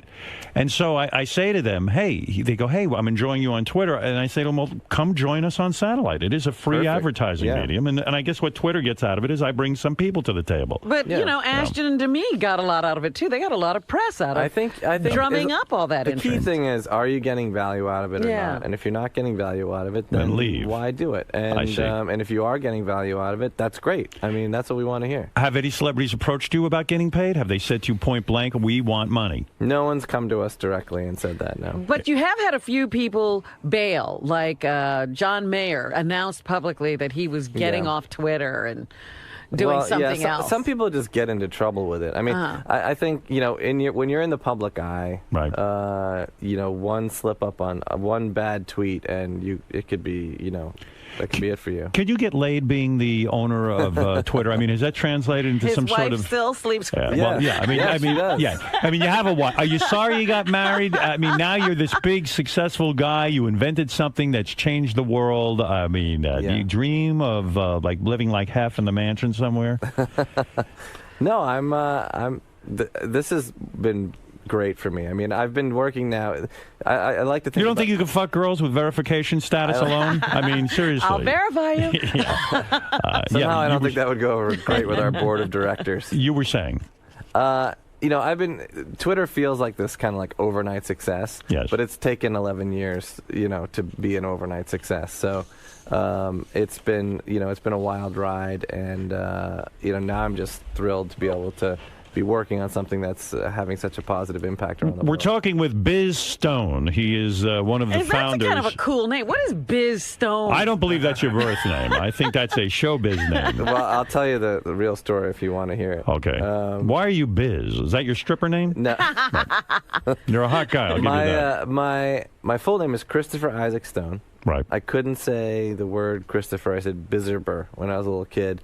My mom thought that was funny. George Donovan finds out in 3rd grade my mom's calling me Biz. That was it. That's the end of it. Do you like the name? Now you like it. Well, my mom, when I was 8 years old, people say, "Why is he called Biz?" She would say, "It's short for Elizabeth." She was Great. I'm like, "That's really funny, Mom." Yeah, I love that. Way to be in tune with my needs. Yeah. So where'd you grow up?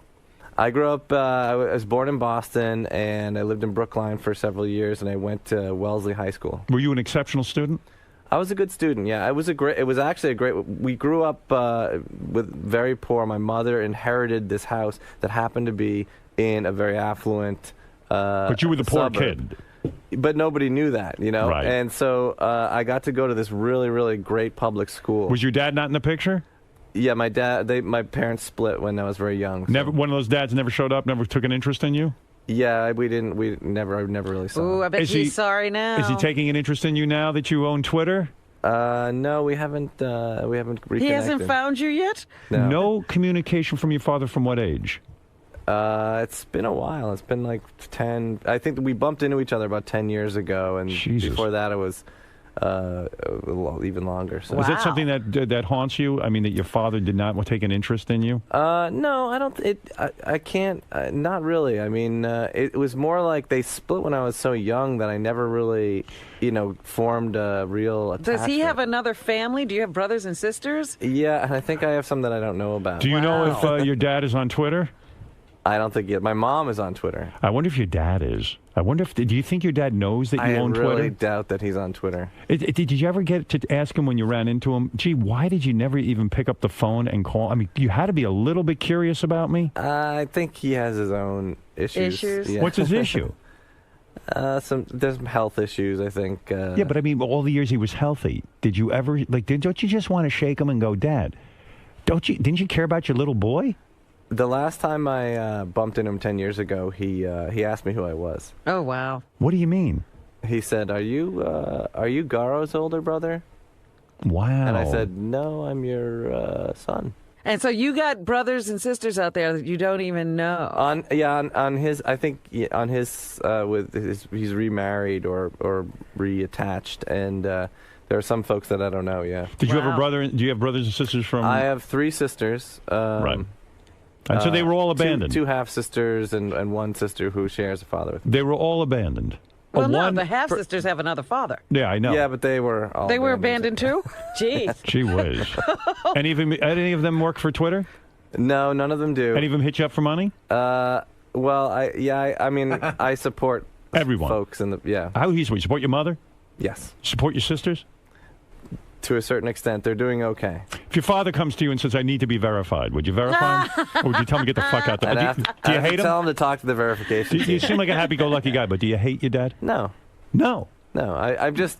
Were you in therapy for this? It's like I'm just estranged. Like truthfully. But wait a second. Truthfully, he always felt like, what happened was when they got divorced when I was very young, and they worked out a deal where every Sunday he would come by and he would pick me and my sister up and we would go do something. Right. And nobody had fun on these Sundays. Oh, right. dear. He didn't have fun, you didn't have fun. He was like, tell your mother she's a this and a that. And we were like, okay, yeah, we'll do that when we get home. Here's Dad to tell me my mom's a cunt. Yeah, I mean, it's like, we'll relay the message. And then it wasn't until I was like 16, and I was like, oh, I got to do this again, that I was like, wait a minute, why don't I just go play with my friend Mark Ginsburg instead? Why don't we Wow. just go ride bikes? Yeah. Right. And then that was this huge relief, and I was like, that's a great idea. Yeah. So that was it. And then I was like, all right, good. My sister still keeps in touch with him. Right. And I'm still friends with Mark Ginsburg. Mark's more of a father to you than he was. Yeah, I actually spent most of my childhood like eating dinner and sleeping over at the Ginsburg's house. Is your mom verified?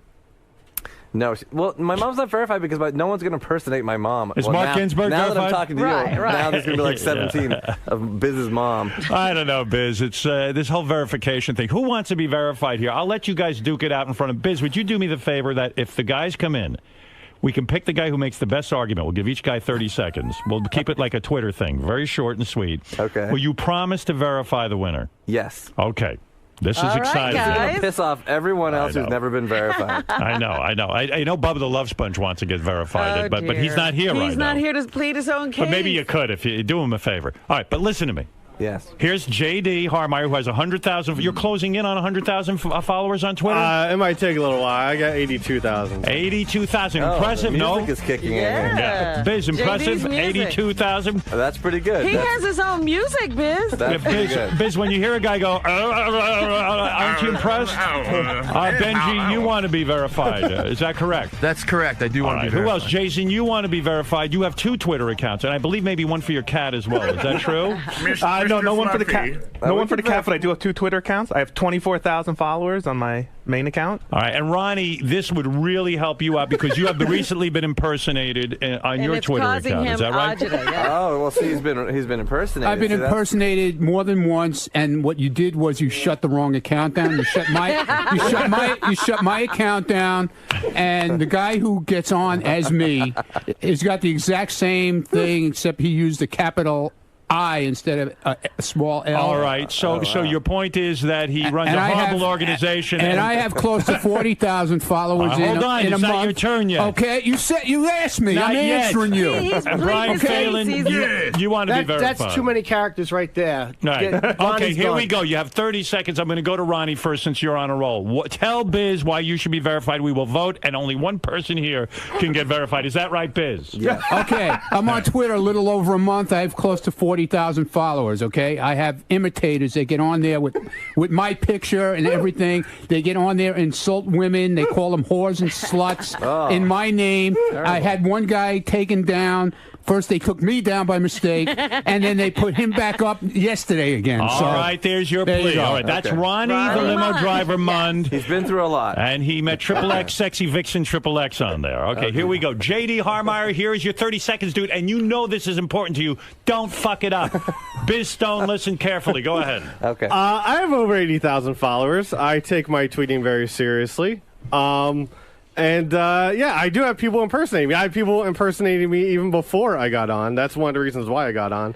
Tell him you're a social misfit. I'm a social misfit. Actually, this is your only hope. His most interaction Talk about what with people. verification would do for you. Actually, more importantly, Robin isn't verified. She needs to be verified more than anyone here. I was very selfless of you. I'm just saying. If I was you, I would have told Biz the truth, that you have hardly anything going on in your life, and if you were verified, it would make you feel like a man. You know what? Between me and my chopsticks. I do have like a sort of, it's a low level of fame, and I can't get much out of it. This would be good. He thinks he can get laid. I have a smelly office. Tell him how you went to dinner with Ryan Philippe. He took you to a party, and you went to the party, and you played with chopsticks while everyone else was getting laid. I thought he only gets 30 seconds. Well, he's a pathetic case. All right, you're right. All right, let's go to Brian Phelan. Brian Phelan from Howard TV. Why should you be verified over these other nudnicks? Because these guys have followers. I have none. I have 2,000 followers. Nobody knows who I am. And I will party with anybody that does follow me. So I give out locations where I'm at drinking. So people should come and hang with me and follow me. And I should But be isn't verified. Biz's point that he only wants to verify celebrities? You're saying you're not one. He's going to make himself a flash mob celebrity. All right, okay. Thank you very much, Brian Phelan. Horrible job. Let's go to Jason. Jason, why should you be verified? Treat this seriously, because you know you guys are going to be in a fucking depression if you don't get verified. Biz, I should be verified because I've been on Twitter for years. I love Twitter. I helped Benjy set up his account. I helped Howard set up his account. like an advocate. That's true. I am an advocate of Twitter. I am on Twitter all the time. Right. I feel I treat Twittering very seriously. I try and reply to everyone who writes me Why and do you retweet. have 2 accounts? Because a lot of people were complaining that I tweet a lot of my political opinions. And a lot of people are saying, look, we follow you because you're on the Howard Stern show. We don't give a shit about what you 30 think about this and seconds. that. So I tried... All right, let him finish his thought. Go ahead. Yeah, Ronnie, you can keep time. We all get So it. which account do you want verified? The Serious or the main one? The main one for the Okay. Howard Stern show. All right, no your one cares about main my account would be politics. verified, not your political account. Right. All right, Benji, Biz Stone is here. This is the chance of a lifetime to get verified. I'm over here, behind Biz. you. Go Right ahead. behind Oh, here we He go. doesn't want to look at you. Go ahead. You don't have to look. Yeah. I absolutely, like everyone here, love Twitter. Love what you're doing for the world. It's changing the world. But importantly for me, I am severely impersonated. People are copying me. People are putting their pictures up. They stole my parents away. They stole my real stole friends. your parents? They stole my girlfriend. What are you talking about? Impersonators. Yeah, he's saying they he thinks signed up he's funny. for a And that's the kind of shit he tweets. No, look, You're gonna call the police about this. And I spent one of the greatest weeks of my life was at Wellesley High School. Did you ever get laid from Twitter? Be honest. 30 seconds. Did you ever meet a girl? Hold on a second. Did you ever get laid from Twitter? That's one of my goals. But you've never met a girl on Twitter and gotten No, laid? I've met, but I haven't actually got You laid haven't from. made the deal. JD, close did you the ever get deal. laid from Twitter? I've met some girls. Yeah. Ronnie, we know you've met girls. I haven't gotten laid. Now, don't make stories up. All right. And I know you haven't gotten laid either. All It's right. kept me from getting laid. All right, Biz, you've heard 1, 2, 3, 4, and Brian Phelan, 5 guys. What do you think? Well, who is it that's They're going to be all getting verified? Well, here's the impersonated. thing. they say. Can only Yeah. choose one. there's a lot of guys in here that want verification. I think for the wrong reasons. You know, you don't use verification to get famous. All right. You don't use verification. You shouldn't be using verification to meet chicks. Uh-huh. Right. Verification was designed so that you would not be impersonated. That's true. So, you know, and obviously since we already made a mistake, I think the winner should be Ronnie the limo driver. Ronnie the limo driver. 30 You're saying- seconds. I actually won something. Wait a for second. once. Are you saying because he was impersonated and he had that mishap where they canceled took his him account? off. I think Yeah. we owe him a little something. Wow. Look at these I guys thought, are really pissed. I thought JD or Jason was going to I've get been it. impersonated, but whatever. He says you're doing it to get famous. Be quiet. JD, how much does this hurt? Be honest now that Ronnie got verified over you. It sucks, but I gotta live. I gotta live. Jason, this blows. Well, you know, doesn't I'll it? trade you my There's car always next show. time. I'll There's trade you always my next car time. show back for verification. No, No, Anita, you ain't no. getting no car show back. Ronnie, you finally won. Yeah, how about something. that? Wow. Wow. Ronnie the limo driver will be verified. Biz, because you can't even get on your own verification service, how long will it take before Ronnie the limo driver is verified? Oh, it's going to take at least a decade. I see. Oh, geez. No, seriously, how long will it No, take? we'll do it today. Wow, you will be verified today. I got to make sure they get the right thing though. So Well, they, write it they down don't for give Biz. it to the other guy. Right. And Jason, you're a little upset. Yeah, I mean, Ronnie is. Ronnie did nothing for Twitter. And he tweets once a day, and I can't understand half the things he tweets. They're What is like the a problem? maniac. Biz, I get criticized no matter what I do with my tweets. Sometimes I Right. go on there and just answer fans' questions, I saw and that. people don't like that. I Then they saw you want went on something. there. I saw recently. I was reading through. You were answering everyone's questions, and then someone said, "Hey Howard, how about you say something funny?" And you said, "I'll leave the humor to you, genius." Right. I find myself getting into arguments. Well, what is the proper amount to tweet a day? Seriously. I don't know that there's necessarily a proper amount. I think what you're doing is really for who you are exactly the right thing to be doing. You're interacting with your fans. Right. You know, just like a politician would interact with his constituents. Yes, you hear that? You know, and I think you're doing... Oh, they're still going to criticize you. No, yeah, no matter what, you're not going to escape criticism. Biz, were you aware that I was being credited with revolutionizing Twitter by actually tweeting during Yes, private parts I of the was- film on HBO? Yes, I heard all about that, and that was a genius move. You're kidding. I mean, of course I knew that. Thank you. All right. Biz, you have verified Ronnie. Dude, you have and these guys, they can still keep twittering, and maybe one day... one day you might acknowledge. But I'm JD Harm on Twitter, by the way. Goodbye. Yeah, there you go. It's his claim to fame. Very good. Ronnie, congratulations. Thank you. Benji, you're a loser again. I'm so sorry. I will be verified. All right, thank you. Bronk, B-R-O-N-K, Bronk. All right. Biz, fascinating story. I wish you a lot of luck with Twitter. I'm enjoying it, having fun with it. Oh, I turned off your mic. I'm sorry. That must mean Oh, you're my. starting to go. Must be time to go. Well, hey, why not? Biz Stone, join Twitter. Go to twitter.com. It's a lot of fun. I do have a good time with it. And now we have fun with it, yeah. we all have accounts, and we even have a Stern Show account where we're now sending out video and sending And out news news flashes. flashes and all kinds of stuff. A lot of fun we're having with it. All right. And thanks for creating that. Thanks for having me. And I just wanted to say one thing. Now, next time I see Robin at my favorite restaurant, Candle 79, I noticed you once there. Oh, I'll say God, hello. I didn't know you go there. I'm a vegan, so it's my favorite place. Wonderful. I'm there all the time. Robin will ignore you, believe No, me. stop it. Get away. Get away. Filthy young man. I'm the guy who invented Twitter. Oh, all right, I'll talk to you. All right, Biz, congratulations on Howard. all your success. It's great to Thanks see for you. coming on. Yeah, Great to see you, Thanks too. for having me. So you don't live in New York, but when you're here, you go to Candle I used 79. to live in New York, Uh-huh. and every time I'm here, I go to Candle 79. It's the best. I love It is really the best Yeah. vegan I mean, I restaurant go to a here. bunch of other places. I do too, but that's my fave. Yeah, Yeah. it's in a weird spot. You got to go all the way up and over. but Right, it's right, nice. yeah. It's a good They spot. do a good job. Yeah, it's very nice. It's a pleasure to meet you. Thank Good you to for meet coming you. in. Thank you. Thank you very much. Thanks for coming. Thanks, in. Good to Gary. meet you. That was great. A lot of fun. JD. All right, we'll come All right, back. We'll Biz, come back carry later on. when I have $1 billion. Let me know when you take Yeah. your first billion, and that's when we really want to talk. Want to find out what you're up to. All right. Biz, you truly made Ronnie's day today. I think. Thanks, man. Good Appreciate work, Ronnie. Thank you. You made a strong case. Thank you very much. Appreciate it. All the haters now and all the imitators, they can all go away now. Yes, they can make as many fake accounts as they want because you'll have the check. Was today's conversation a perfect example to you of how powerful Twitter has become? Like this competition, the fact that people take it that seriously. Is this the ultimate goal for you guys? I mean, for Twitter to become so legitimate? I don't know if it's the ultimate to fight over verification. I think the key thing for us is that, and it has always been, that the open exchange of information around the world can have a positive global impact. And it's great that it's reached folks like Howard who can really help us further that goal. What's your criteria? If, like, let's say someone's evil and they're like some white supremacist. Yeah. Do you take those things down? Or? No, we don't. We err on the side of freedom of speech at all times. Does it ever personally, like, you just get to Oh, so yeah, much of and course. you There's stuff that, no, and it's not a personal decision. We don't mediate content. We have very strict set of policies and rules that say if it's a specific violent threat on another person or if it's unlawful, stuff like this, things that are made easily, decisions that are made easily. Otherwise, we always err on the side of freedom of speech. We believe, again, that the open exchange of information can have a positive global impact, and that information can be good or ill, and it should all be out there. So, like in Egypt, if you saw them saying, "Hey, let's kill all the protesters," but in subtle or more subtle words, it has to be. Yeah, it would have to be specific. My personal belief is that if people are going to do bad things, I'd rather they do them on a public, in a very public way, so that people can see who's doing it, who's saying it. I'd rather that than it's festering in the dark and the plans are being made, where people can't see them. JD. Yes. I am so sorry about what happened this morning. No one died, Greg. It's okay. I feel like maybe a piece of you did. No. A piece of your dream. I'm fine.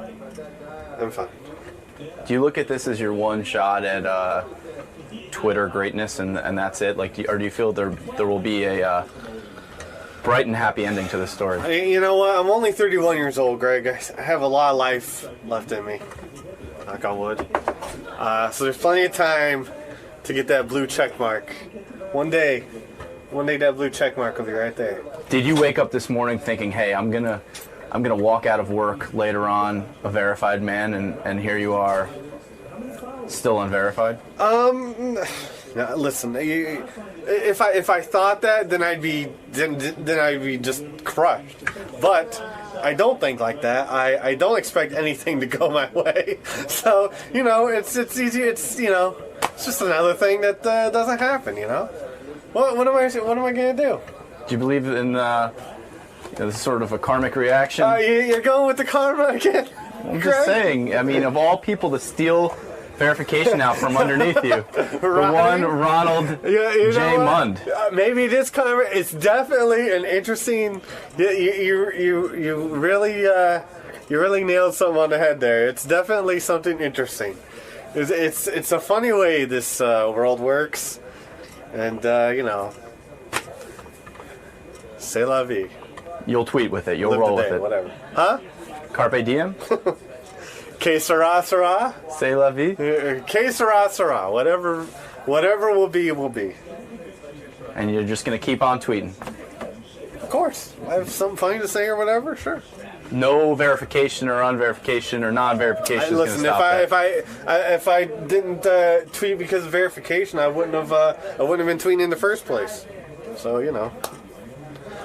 I think you're going to learn a little something about yourself through this defeat, and I think you're going to be okay. What the hell does that mean? What am I supposed to learn about myself? You know, a guy... Shit doesn't go your way. Greg, I'm 31 years old. I know that by now. Are you kidding me? You didn't need any social networking. No. What, shit doesn't happen? For me? Of course. I could have told you that at 20, for Christ's sake. Are you extremely disappointed by your lack of verification from today? No, not really. I just went in for the airtime. I'm a fucking whore. Yeah, it would be nice to be verified. I could, use a few more followers. I only got 2,000. These guys got fucking 80,000. I'd like to be up there with them, but it's okay. I know the people that do follow me. One thing is, I promote where I'm drinking, so you could actually come and hang out with me while I'm drinking. You offer an interactive tweet. Exactly. You could come and meet me and hang out with me and buy me drinks. But did you really, at the end of the day, do you really care about, what does verification even represent? You know what I mean? To all these guys. Do you think they're making a big deal out of something that really doesn't matter? Yeah, it kind of doesn't matter. Who gives a shit, I mean, what's that thing called? The flattery is the best form of... No, what's that? Imitation is the highest form of flattery. Imitation is the highest form of flattery. So let these guys have, imitators. That's cool. I have no imitators. Plus, nobody can spell my name right on there anyway, so that's the biggest problem I have. Have you noticed a change in Ronnie since becoming verified? Yeah, he looks a little taller. Doesn't he? What is up with that? What's up with that? I don't know. You just got a biggest, step. Bigger, highest, kick to your step. That's because I'm on a ramp. I'm higher than you right now. Oh, that's, you know what? I think you're right. You bummed at all about Biz Stone's ruling? A little, because obviously I wanted to be verified, but I was sure JD was going to be verified. I was sure of it, and I was actually happy for him because I know how important it is to him, and he's going to try and use it to get laid, and I get that. So when it went to Ronnie, I was just like, I guess it would have been worse if it went to Phelan, but I felt bad. I felt bad I didn't get it, and I felt bad JD didn't get it. But what I'm most upset about is we have a liar in the office. We have a wolf in sheep's clothing, and the wolf's name is John Hine, and his sheep's clothing is that he doesn't care about being verified. He should have been first in line. Well, second. He should have been second in line, only to JD. The man wants to be verified. He's just too prideful to go ask for it or make a case. So guess what? No verification for John M. Hine, is there? No, because he's just too cool for school. John? Yeah. Inflammatory accusations from your coworker Jason about... Oh, what about this time? Your desire... What did I do wrong this time? Your desire for verification or playing it off as your... too cool for school? I wouldn't say I'm too cool for school. Being verified would be great, but I'm not going to go in there and beg for it, number one. Number two, I already dealt with somebody posing as me on Twitter, and it was handled appropriately. And Jason and JD and Ronnie and Benjy and Phelan to an extent are much more desperate to have that sort of verification out there. I don't know if it's this level of fame they think they have, or maybe perhaps it will help improve their low self-esteem. I'm not sure what it is, but I didn't think, I wouldn't beg for it, and so I didn't think it would be good for the bit, and those other guys certainly made their pleas and completely embarrassed themselves. So I'm happy with my decision, and hopefully on my own tweeting merit, I'll earn verification someday, but if not, I could sleep at night. You stand tall on your own. You don't need any social networking verification. Absolutely, and to call me a liar is unfair. I didn't lie about anything. I'd love to be verified, but I didn't say I would go in and beg for it. Thank you. Look at this guy. In 30 seconds, everything changed. Right. And I kept time on everybody else's 30 seconds. Your whole life is different. Yeah, my whole life is different. So you don't care that you got this over JD of all people. The ultimate revenge. No, the whole thing was about these, like I was telling John and everybody else, it's about these imitators who get on there and start cursing out women in my name, and I just don't like it. I don't dig it. You don't feel any sense of personal victory, though, as far as no, over your coworkers? I stated my case. That's it. Benjy, do you feel completely slighted by the fact that you have more followers and? No. I don't know if he has more followers. I do, but that's How many not do you have? A couple thousand more than you. It could change today. Well, what do you have? How many do you have now? Like 42. Oh, okay, like so I'm almost up to 40. But now that he's verified, and how long you his been on life Twitter? will change. How long you been on Twitter? about the same time you had, a couple weeks. But what also makes it listen, we all got him because it says it's on the show. You've been talked about on the show a lot. Right. Howard actually follows JD. I don't know if Howard follows you. He does. Maybe now that he does follow. and now that you're verified, other people, I'll probably start following you too. But it definitely, I care about it. It sucks. I have people imitating me too, and insulting Ronnie's girls in my name, and I hate it. So you've become the victim of haters as well. No, but I also, haters, scammers, all the topless, the anti-topless people, all those people. People that are against the movement. I have a confession, I'm the fake Ronnie. So. Which one? Huh? Which one? 3 of them. The fake Ronnie Mund? Fake Ronnie. Yeah. No, there's the fake Ronnie Mund. I'm just teasing. There's Ronnie the limo driver 69. There's Ronnie the Lino driver 69. There's this one 69. There's that one 69. There's Ronnie Mund. There's the Ronnie the limo driver, which I should ask him to get my real name is what I should. I see a future where we're all verified. I do. I really do. I do too. I have a feeling they're all going to be verified. Thank you. I have a feeling that's in the cards. Just a feeling. And I swear, doesn't he look his whole... Listen, you've always been a handsome guy, but now that he's verified... It's I'm not. Here we go with the shtick. It's not shtick. I look handsome because I got verified. He's glowing like a pregnant woman would. I mean, he is. He very much is. You are, Ronnie. Yeah. I actually won something. Maybe you are pregnant. Instead of getting my ass busted, I actually got a positive. Congratulations. Side. Yeah, thanks, man. Thank you. Very gracious of you, Benji. Thank you.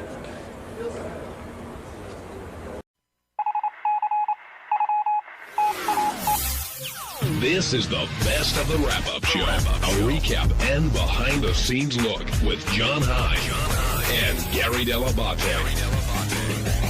The best of the wrap-up show begins now.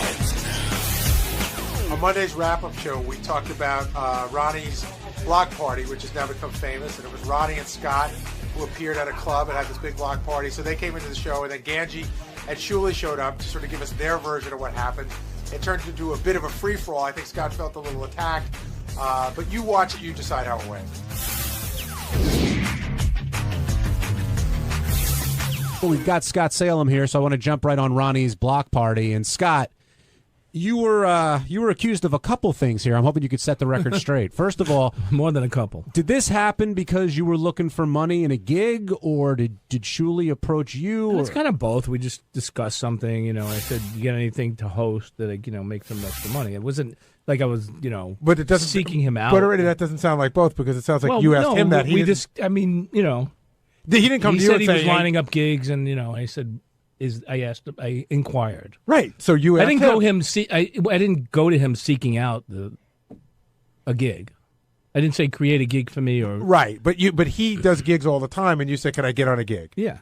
Was it one of those things where Shuli was in your office just BSing about what he's doing, and you were like, "Hey, maybe I could do something"? Yes. It was kind of like that. I need some money and got a lot of bills to take care of, and I thought that I could pick up some money. Now, does it bother you that other people here get to do these appearances? I know, like, your best friend Ronnie's doing a ton of them now. Gary does some. Benjy. No. Great. I'm, happy so for everybody Scott. that can. He does appearances. You do. I'm happy for everybody that could do appearances. It's good. Gary, do you sense any envy here? I think there was a period of time when Scott didn't get gigs, and John and I used to do them. I think there was a period of time where there was, I would call it jealousy, sort of like, hey, I'd like to do gigs too. Why can't I do them? Why did John and Gary get them? So what did you do at the gig? Nothing much. No, really. I mean, it sounded like you were piping in from time. Did you and Ronnie have that planned out? Nothing was planned. I was going to say, the whole ride down there, were you in your own car? Or were you? I drove myself. Yeah. So did you and Ronnie and Shuli ever get together and say, here's how the night's going to go? Me and Shuli briefly had an outline. We didn't have any specific thing that we were going to do, and then Friday, I thought about, the day before, I said, it's a block party, so why don't we, Ronnie's famous for doing the hokey pokey and singing Sweet Caroline, which we did as well. So why don't we just do a short little bit that, get the audience involved just a little. And Shuli said fine, and probably said fine because he knew it would be, Well, no, I think the crowd participation, when you get the audience involved in a show, when it's interactive like that, it's good. And look, if I were to write, 10 minutes of an act for you, it's not who you are. It's not what you do. I know, don't think it would go. Exactly.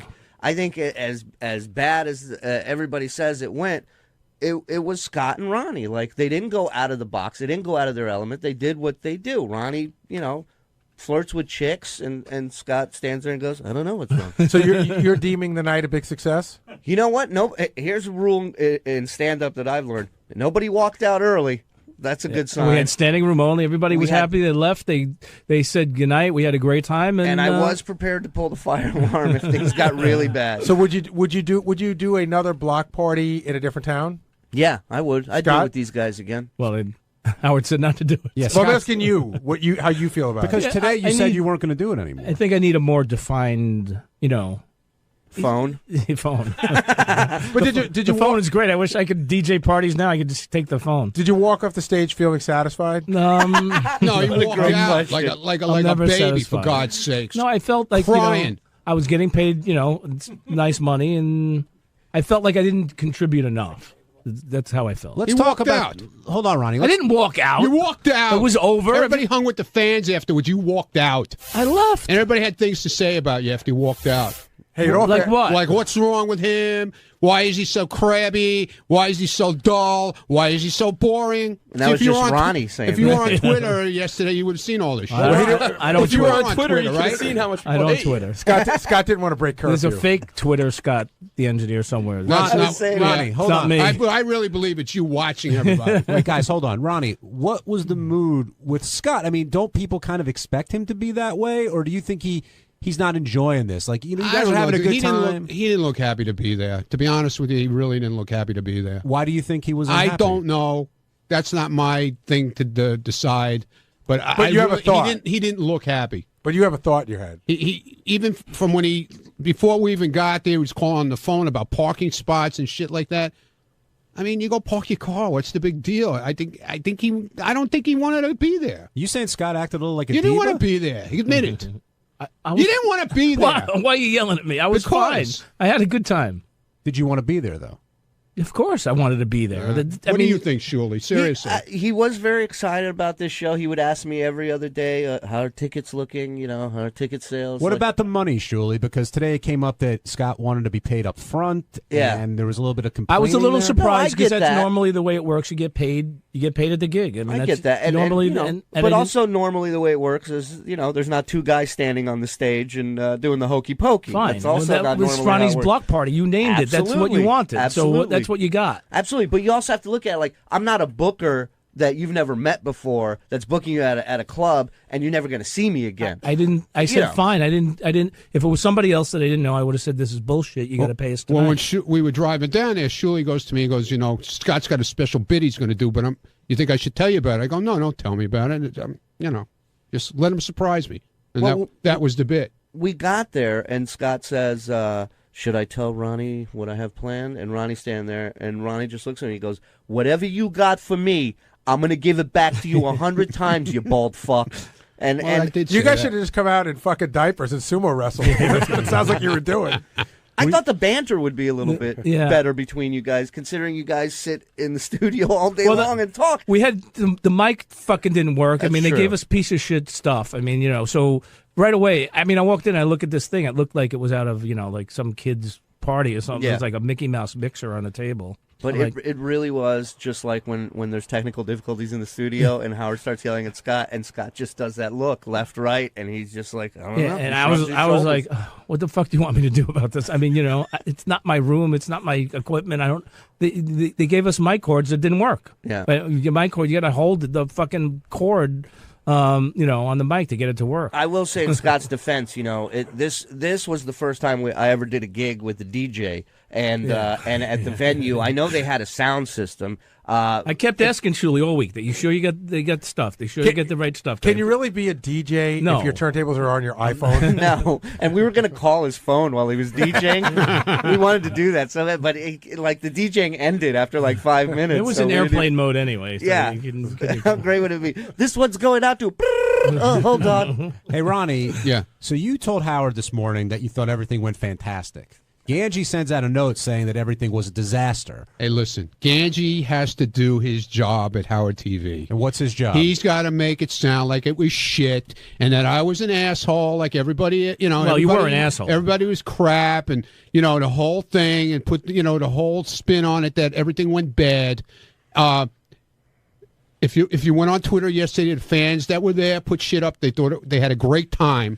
The people I took, there was easy 160 people there, whatever it was. It was a small room, standing room only. They sold tickets. Everybody came up to me afterwards. They want to take pictures, say, we had a great time. Thanks for coming to Allentown. I mean, Ganji could say whatever he wants. I know they had a good time, and I'm happy about it. And he could say whatever the fuck he wants.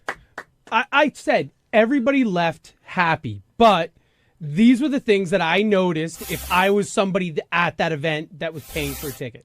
That's how I wrote the Well, notes. the people didn't say it like you said it, okay? You said it, basically there was a total train wreck. It Okay? was a train wreck. Well, in your mind, maybe, because you were sitting there and you couldn't get any food. Hey, this is Jason, and on Tuesday's wrap-up show, Ronnie and Scott were still arguing over the miserable Scott the engineer locking Ronnie out of his office. Then I went down there all heated up because I was mad at Scott for being miserable while we tried to do Geek Time out of his office. A lot of yelling, a lot of bad feelings, a lot of hurt people. Check it out.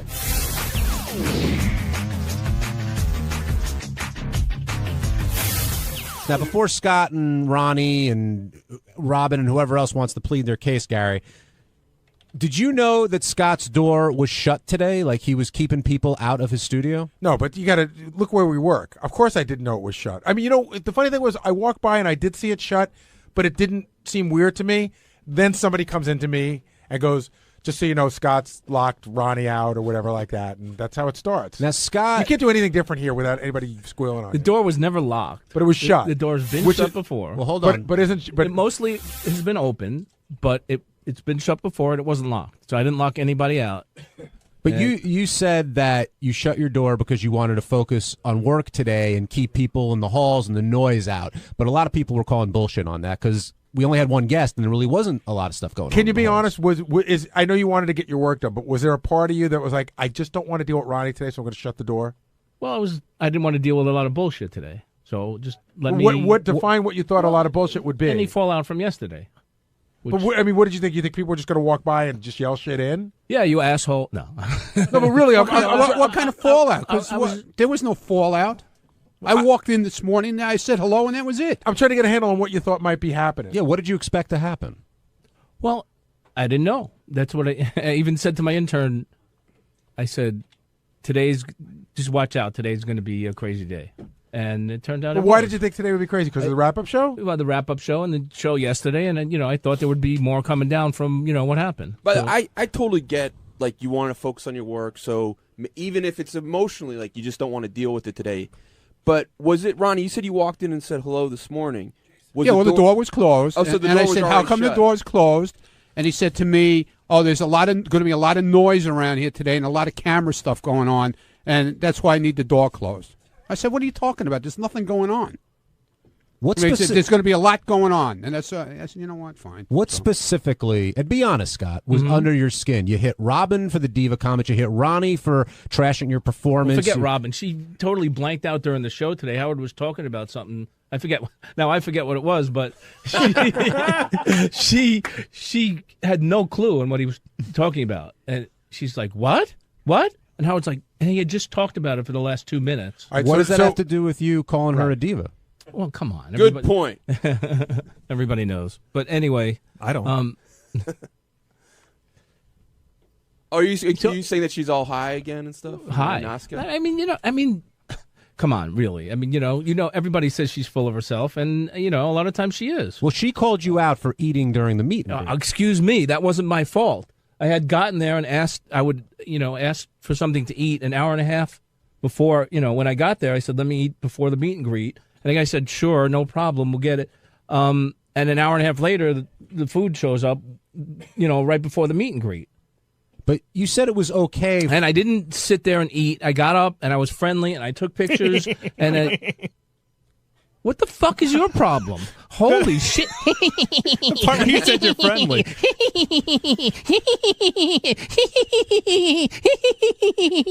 I mean, really. That's actually pretty good. Yeah, That was good. good. Keep going. I think that's the only one I can do. So now Jason's pissing you It's- off? it's- Yeah, right? Really? We just done that on You stage. weren't even there. You don't know anything. I know you, and you're not friendly. So. No, I was very friendly. I shook hands. I said hello. I took pictures. Not according to the other guys. Well, they're wrong. That's why. Oh, you're right.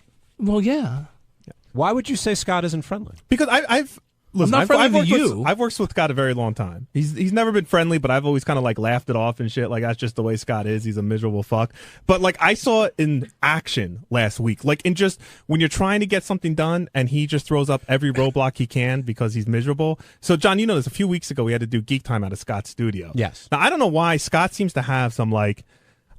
Impression that his studio is some sort of private office for him where he gets to just lock the door at the end of the day and no one could go in there and record or get any other work done when Scott's not here. No, I'll tell you why. Scott Because also has people the go through studio this set up shit, in a way. People Hold go on. through this studio and they take shit out of there and No they don't one- leave it the okay. way it should be. I Okay. mean, that's why. So I'll come in every anyways. morning and I'll sit at your desk and use your computer and go through your drawers and mess things up. And then when you come in, you could say, "Where's my?" Well, my see, tape? Scott, I don't have an office. I work in a you big, have giant desk, I office with a said. whole bunch of I other said you have people, a- and stuff is I moved said all the you have a time. desk, and I can go through your desk and tape your If you had to do your work, Scotch if you needed tape and your if you needed to go on the profit machine to get something on for the show, absolutely, you can sit at my desk. But anyway, so Friday, Scott's studio is a wreck physically, and just there's trash all over the place. There's no trash. And There's nobody no can trash figure all out. over the place. People are running out with like chickens with their head cut off. How do we do this? How do we do that? We're all very nervous. We've never broadcast anything live out of Scott's studio before, and he sits there like a lump with his arms folded, doesn't offer help to anybody. didn't All you see- ever hear is, Ralph, don't move this. Chris Gibbons, don't move that.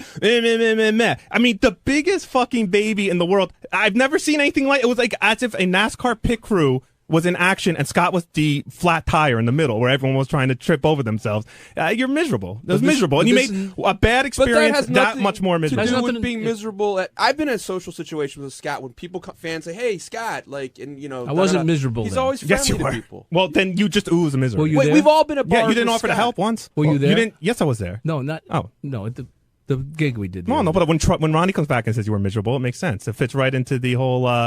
Well, your whole gig. Scott, is that a fair characterization of what happened in your studio? I was annoyed that you guys were, my work area is my work area. So what I get annoyed at is when the studio gets used and people want to use it and they leave it a mess, which has happened many times. No, your version of a message. You screamed at me on the top of your lungs. I'm talking face red, When, spit last flying. week? No, 5 months ago or so when we used your studio to record something and you didn't like. We put the headphones back in the wrong you place. can ask- One you headphone can back ask in the my wrong intern. place.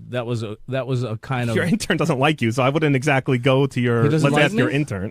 He doesn't like me? I don't think so. I mean, he's always giving me good dirt on you. Oh, really? Okay. I mean, he's only here for a week, so.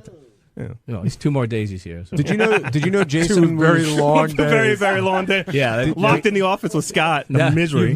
You've made his life miserable. You know, for the next it was so 2 funny. days. He hasn't said anything. Tim took us in the Scott studio a few days before that Geek Time with First Jim of all, McClure and broke the news to us that everybody's last choice was to do the show out of Scott's studio, but we had no choice. We had to.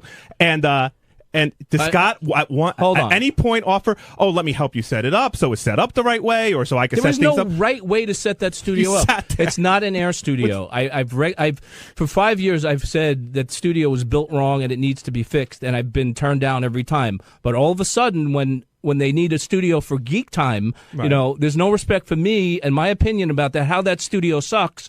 But all of a sudden, they need that for Geek Time for one day, and they're willing to spend $100,000 to rebuild the studio now. Gary, a few weeks ago, you had asked me, you said, "Hey, listen, can you bring 2 chairs into the studio? We have guests coming in to watch the show." Right. Scott literally has, I think, 6 to 8 chairs in the studio. One's marked for Ronnie, 6. the one he always sits in. Not anymore.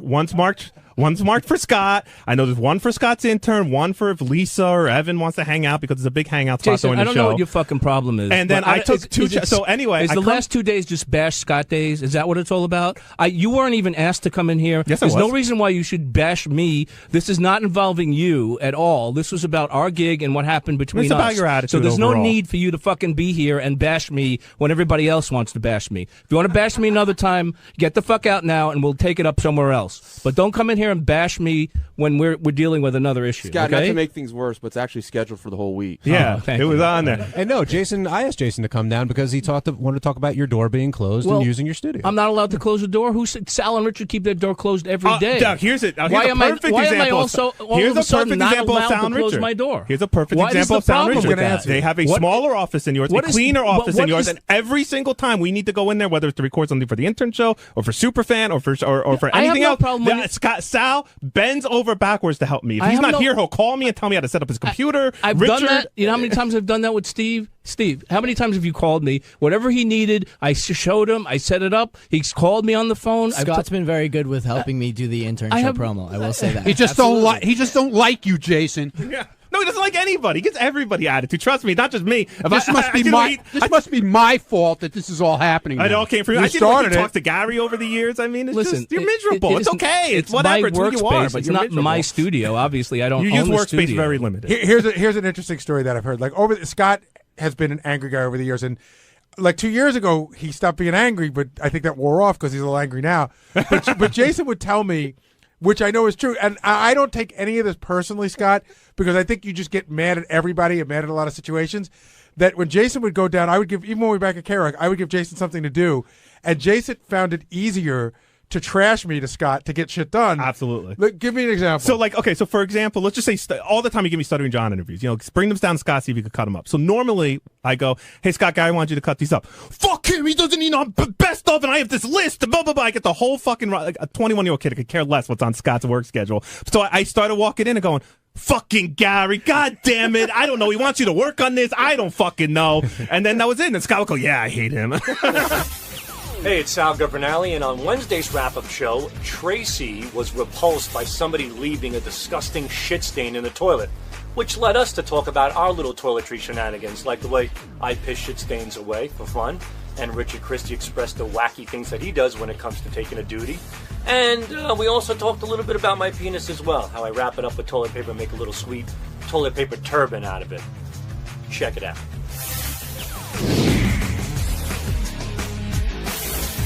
Tracy Millman very upset over a skid mark left in the toilet back there, but Robin was more upset about the picture that Tracy sent out. And I think all fingers are pointing at Tim Sabian as the guilty party here, but during a break, he basically implicated himself, Gary. Yeah, he came in and he goes, I was in there, like, he already tried to defend himself, but we didn't know who the culprit was. He's like, listen, I was in there yesterday, 3:30, I had a crap, and we're like, don't you clean the toilet? He's like, no, I don't look at that stuff, it's just shitting, but I have a bigger issue with Howard. I know what a germophobia is. I think that he would like to believe that that's what you should do, but I don't think Howard would put his hand in a toilet of shit. I do. I absolutely do. Do you? Yep.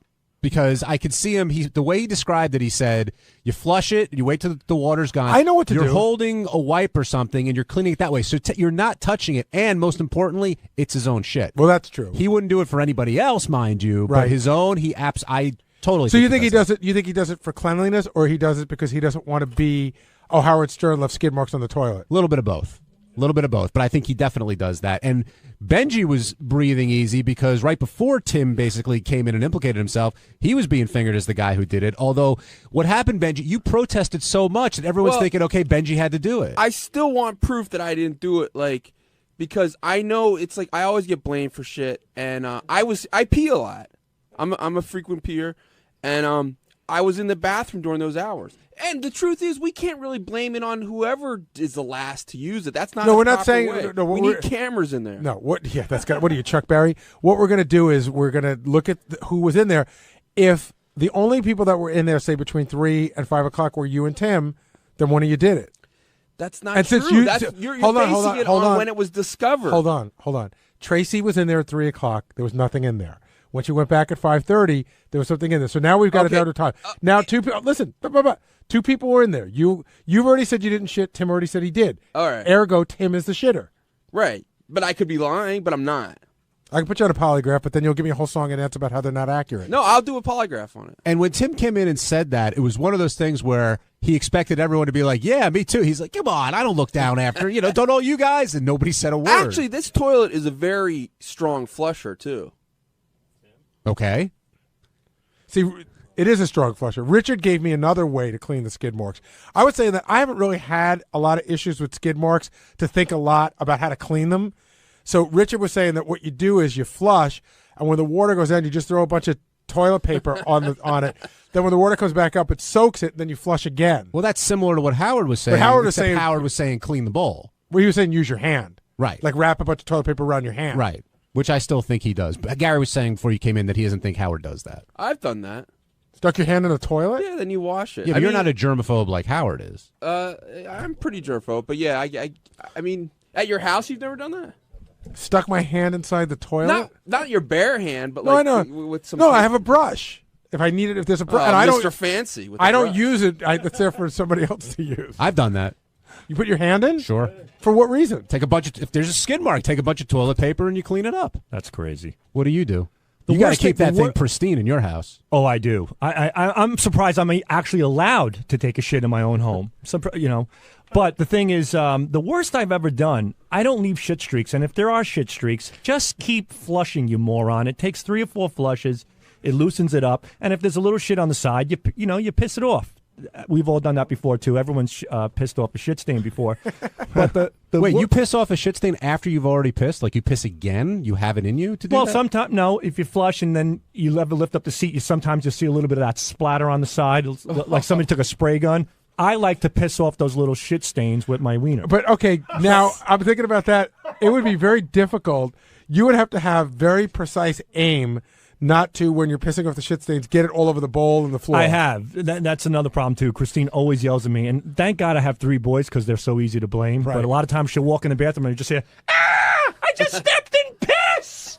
And I'm like, wasn't me. It was Antonio. You're all pigs, all of you. You should see Sal's cock today. He's got toilet paper like all over it. Why? Well, I wrap my penis in the morning in toilet paper. It keeps it dry. I think that's Why how don't I you just like get it. an operation? I saw it earlier. It was so funny. My Uncle Sal did get an operation. He did get circumcised because later in life it was bothersome. To me, it's a little bothersome as well. I'm not having that many problems now, but I like to keep it wrapped in toilet paper. It keeps all the moisture out. Do you wrap yourself every morning? Yeah. Do you think there's a business for you to come up with an item? Do you think other uncircumcised guys almost I call it the toilet paper turban. But what if you could pull them out like the way you pull wipes out? You pull it out and it's a little dick cover to go on your condom. Yeah, it kind of is because it's funny because I don't want to talk about this. But, Sure you do. Well, if you wrap it really well, like there was a time, and this was before I was married, of course. Got a lap dance once, and I had my little toilet paper turban on, and it's so funny. I went to the bathroom, and it came off like a football helmet. It was like plaster of Paris. It just came off beautifully, like a little white cap. So that's a little tip for guys if you don't want to mess up your shorts or your boxers or whatever. Make a little toilet paper turban. Go to the club, get a nice rub, and pop. You just pop it off and you chuck it away. You set it and forget it, just like Ron Popeil. It's pretty good. But I told Sal for his wife, like when she's giving him oral sex, it Never must, happens. Well, if she ever did, it must be like when you're trying to eat a Starburst and there's little pieces of paper still stuck to it. Yeah, because he's got little bits of toilet paper stuck all over his How do you penis. know that? Can I show you, Because Gary? I peed next to him. And today. you see it? Gary, Yeah. I have a few He shards was- of paper. Wait, Go ahead. Richard sees the shards of toilet paper stuck to your penis. Yeah, it's all over. Oh, Jesus. There's hundreds of them. It looks like somebody left Turkish taffy in the car in the sun, and you pull the paper, some of it came off and some of it didn't. You know, one time I went to I went to the dermatologist when I thought I had the candida, right? And I had my toilet paper turban. Now this is a dermatologist. He's I'm sure he sees plenty of dicks all day long. So I come in there and he goes, "Okay, roll back your foreskin." And there's this chunk of toilet paper stuck to the head of my dick. And I just pushed it off with my thumb. I swear to God, he was dry. He started gagging. What's your morning routine? Because I know you do a little bit of the makeup, the propecia, whatever. No, I stopped the apecia. I stopped that. So what I do is I just get up in the morning. I no longer blow dry my hair. I don't have time in the morning for that. So I just get up, and what I do is as soon as I get out of the shower, I get some toilet paper, and I wrap it around my penis because the foreskin, again, it creates a little moisture there, and I'm very, very clean. And I've noticed when I do that, my dick stays fresher and cleaner during the course of the day. It's just what what would you call? I just do it for sanitary purposes. When you take it off, is your dick dry, or is it is there a little looks terrarium going on? You in know, there? it's it looks like a shriveled prune. But is it wet and moist in there? No, not at all. No, it's dry. It's very, very. How do very you know? dry. Yeah, how do you know all this? We peed today. I saw it today. I gotta tell you, I was there firsthand. I was waiting to go to the bathroom, and Sal went to the coffee room, and Richard goes, "I'm going to pee. You want to come?" And Sal goes, "Hold on, yeah, I got to just go get something." I swear to God. So you guys are peeing together again? Not once in a blue moon. During the course of the show, if we It can fell off the wagon. Yeah, if we can squeeze one in, but At least we're not shit streaking, though. At least. Do you guys think Tim is guilty? That's what we are saying in here. It sounds like it the way he was talking. Yeah, and I have a little secret for getting rid of shit streaks too, if I may. Sure. Like if you have extra feces after you flushed already, just flush again, and when the water's like at its lowest, throw some toilet paper on top of the feces. I mentioned that earlier. Okay, that was your yeah, thing. and it usually works pretty good. What if the stain's still there? Then I get Quit your job. A lot of you can take like a wad up of toilet paper and then flush again, and when the water's at a low level, wipe the feces real fast before the water comes back up. Have you guys ever dug something out of the toilet that you dropped and you needed? Yes. And so you stuck your hand in the toilet. Yes, but it was really like it's something like you absolutely. I think it might have been like keys, something stupid, but Right. whatever. It was something that. Oh, I know what it was. It was my glasses. I keep glasses by the toilet, so I had flushed, or maybe when I got there and my glasses fell in. My comforter. And I needed to get them out, but I go in under protest. I plugged up a toilet at a hotel once, and there was no plunger. And it was right when I started going out with my fiance, and I was embarrassed, so I had to stick my hand in and pull out all my feces and stuff. Oh my God! Yeah. What would you call? And where'd you put it? I pulled it out so that it unplugged the toilet, and then it What went about, do you down. think about to use a hanger? Did you were you holding it as then it went down and then you put it back in? Yeah. Oh my God. Great if she walked in at that moment. Man. No, the door was locked. And she's marrying you. Yeah. Wow. There was nothing around, and I didn't want to leave the restroom in case she would come in, so I just unplugged it with my hand. There's just a great. Do you watch Rules of Engagement at all? I catch it from time to time. It's not my favorite show, but there's some funny stuff. They go to a party and the hot chick clogs the toilet, and she doesn't know what to do. She's freaking out. So her fiance blames it on these two nerdy guys. They tell everybody at the party that they clogged the toilet, and they become like the idiots at the party. Have you ever used the back of a toothbrush to scoop toilet paper out? I've done that. The back before. of a what? A toothbrush. No. Was it your toothbrush? No, I was at somebody's house one time and I clogged the toilet. Oh, and it was I their panicked. it was their toothbrush. Better not have been at my house. No, but I took the back of the toothbrush and I went in there, but I didn't use the bristle part. You know. Yeah, because you use the part they put on their hand instead of the part they put but in I their rinsed mouth. it off with hot water. So now they all have a cola. Because germs won't crawl. Yeah, did you tell them that you did this? Oh, of course not. You feeling okay, John? On Thursday's wrap-up show, we finally concluded, I think, the Jason and Scott the Engineer argument. Jason taking a lot of flack for beating down Scott, and Scott actually getting support. Typically, Scott's the one who people are complaining about, but it was more anti-Jason. So we talked about it and tried to figure out what the reason was. Take a look.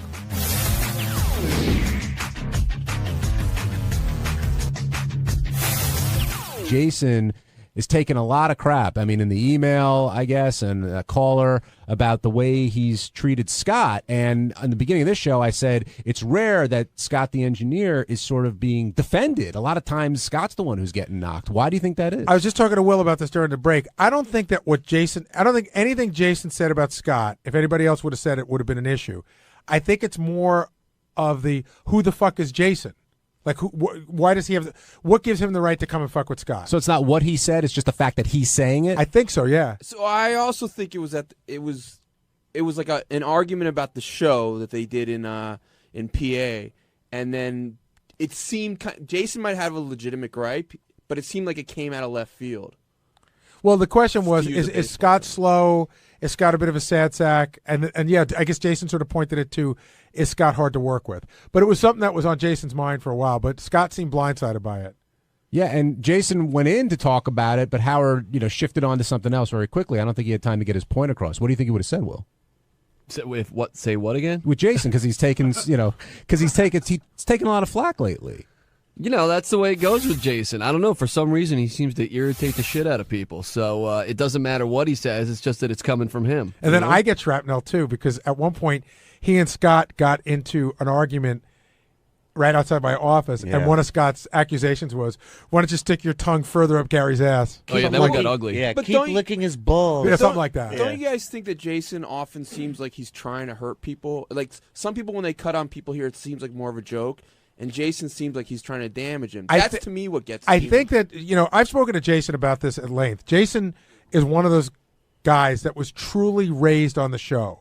So he's totally in the Howard camp, drinking the Howard Kool-Aid. Like, you should be very, very honest. The problem is when you have a microphone in front of you, sometimes Jason can be like that off the air. But I don't think Jason's cruel. I think sometimes he just tells the dead honest truth, which can be very cruel. And he won't back down. I think that's the other part of it. He will fight you. Doesn't matter. Even if you're best friends at the time, he will go at you. He'll say, "This is what I think. Why should I change? Because it's hurting your feelings." He's definitely a button pusher, but that day he seemed extra vicious. Well, the other thing that he does, which people give him a hard time, is he will cop to whatever. Like, he won't pretend like someone told him this. He'll throw people under the bus, but he'll tell you, I'm the one who threw you under the bus. Whereas other people don't necessarily do that. I appreciate that. Yeah, but he does it after he throws you under the bus. He says, I'm the Hey, one. I just stick a knife in your Like somebody called him, he's trying to be the new Stuttering John. But everybody seemed to like Stuttering John, but some people are irritated with Jason. What's the difference? John was almost the same. In some ways, John could be sort of more evil. Jason's more upfront about it. And we got to give Scott. John had great hair, though. We got to give Scott the engineer credit, because he probably did Jason's laugh better than anyone, and now it's become a part of Fred's stable. It's my second favorite sound of the week after Tim knocking over the guitar. And I don't know if you know this, but Scott made the effort to extend the olive branch between those two. Yeah, I heard they after made the up. big fight. So, kudos to Scott. They're cool? That's what I hear, yeah. I think they're on a employees relationship now. They're not trying to be friendly anymore. It's just, if you need something done, I'll do it, and that's it. Weird email. Those two are so odd. I have to separate them. It's like school. Can they exist on their own now? I think they've become like Siamese twins. If you separate one, the other one dies. I got a long letter from Richard and Sal, an email from Richard and Sal. Together. And they must have spent an hour composing it, because they're two morons. Who wrote and who dictated? Basically telling me how hard they work, and that I'm under the impression that they don't work hard. And then they listed all the bits they do, and it was fucking retarded. I didn't even read it. I deleted it. I read like the first paragraph. It went on for 10 paragraphs. Them telling me what great workers they are and how hard they work. I'm like, what the fuck? They're responding to something you said. Oh, you all right? Whoa. She need Heimlich? She's laughing. Don't laugh. No, I'm having an Anderson Cooper moment. Right. You hear about things like this. It just happened What to me. happened? Something went down the wrong way. You eating while you're talking to me? No, I'm just drinking a little something. Oh. But they responding to something you said last week at the end of the week. You said, I don't know, you never see those guys. I don't know what they're doing back there.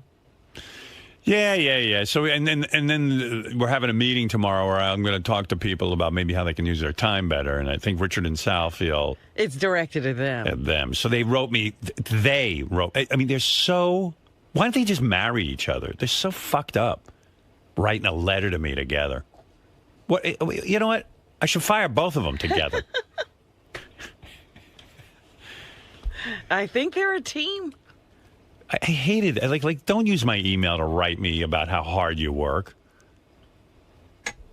We're having a meeting tomorrow. You can tell me how hard you work in the meeting. Well, what did they say? I mean, was it anything? I didn't read it. I told you. They must have spent. And you know what? It was probably 2 hours they spent composing this They thing. did that on your time. Right. They could have. You know, they did it together. They did it here. They could have been doing a bit. That's my point. Don't fucking write letters. I don't want to read letters about how hard you work. And I don't know. I didn't read it. You want to read How it? did you not know? Yeah, I would like to read it. I would like them to read it. Hey, come in here and read your letter to Robin. Two idiots. Oh, are they fucking idiots? Who writes a letter like that? And no guy who runs a business wants to read a letter that they compose about how hard they work. Right, but you know how insecure Yeah. they are. They're I know. ridiculous. They drive each other crazy.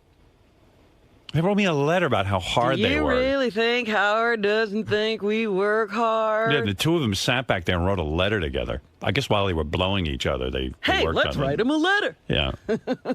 They locked themselves in that room and... They're on their way, Howard. Yeah, oh, and bring your letter, boys, so Robin can hear it. Stupid, boring don't letter. ever write anything. Record everything. Yeah. Which one's funny to read it, Richard or Sal? I think Richard. I don't know. Sal's pretty funny. Maybe he can't even read it. He must be shaking during the whole thing. Which one of you idiots actually wrote this letter? And when did you write it? That's what I want to know. Idiotic letter. Fucking morons. What's wrong with you guys? Well, we were really bummed out about what you said the other day. And you wrote a letter. How long did it take you to write the letter? And don't tell me 10 minutes. It probably took 20, 30 minutes. Yeah, okay, that's 2 hours it took them. No, a half. Yeah. Because you had to talk about it first, though. Yeah. But why do that on my time? Do that on your own time. We sent it yesterday. Yeah, okay. You sent it yesterday. We did it Friday, probably during our lunch hour. No, during lunch hour. Yeah, well, we I like Richard goes, we did it yesterday. And Sal's such an idiot. He We goes, sent it yesterday. We did it Friday. Which is, It took days to write this thing. I need a lawyer. It took him 20 minutes to write it. But meanwhile, it's Friday through Sunday this is going on. We did proofread it yesterday. Yeah, well, I mean, honest to God. And why do you lie to me, Richard? About what? About You what? didn't write it on Sunday. You wrote it on Friday. No, Sal I just didn't say busted that. you. I said we sent it yesterday. Yeah, you sent it yesterday, implying you wrote it yesterday. I made some tweaks to it yesterday to make So sure it was not right. a half hour. I guarantee you there were hours put into this stupid letter. But the letter was written for you to make know what you aware I of did? it. I read about 1 or 2 sentences and I went, this is the most boring horse shit I've ever read. But would you have rather us got you in the hallway and No, told you we're this? going to have a meeting tomorrow and you can tell me about how hard you work. If you want to. You don't have to tell me how hard you work. But we even figured this is better than doing it in the meeting I because don't we want don't want I don't to want to keep know you about at the how hard you meeting. work. Just, get to work. And don't We waste are. time with fucking letters. 2 idiots. Who do you think masterminded this thing? Whose idea was this? I'm going to say Sal. No. I'm going to say Sal says, maybe we should write him a letter. I think it was pretty mutual. No, it doesn't happen mutual. Someone had the light would you bulb go say? on. Somebody goes, you don't think as one. You're not the Borg. One of you maniacs is the leader back You there, don't- like wait. Mo from the Three Stooges that thinks he's brighter than the other one. Wait. I got a good idea. What's your idea?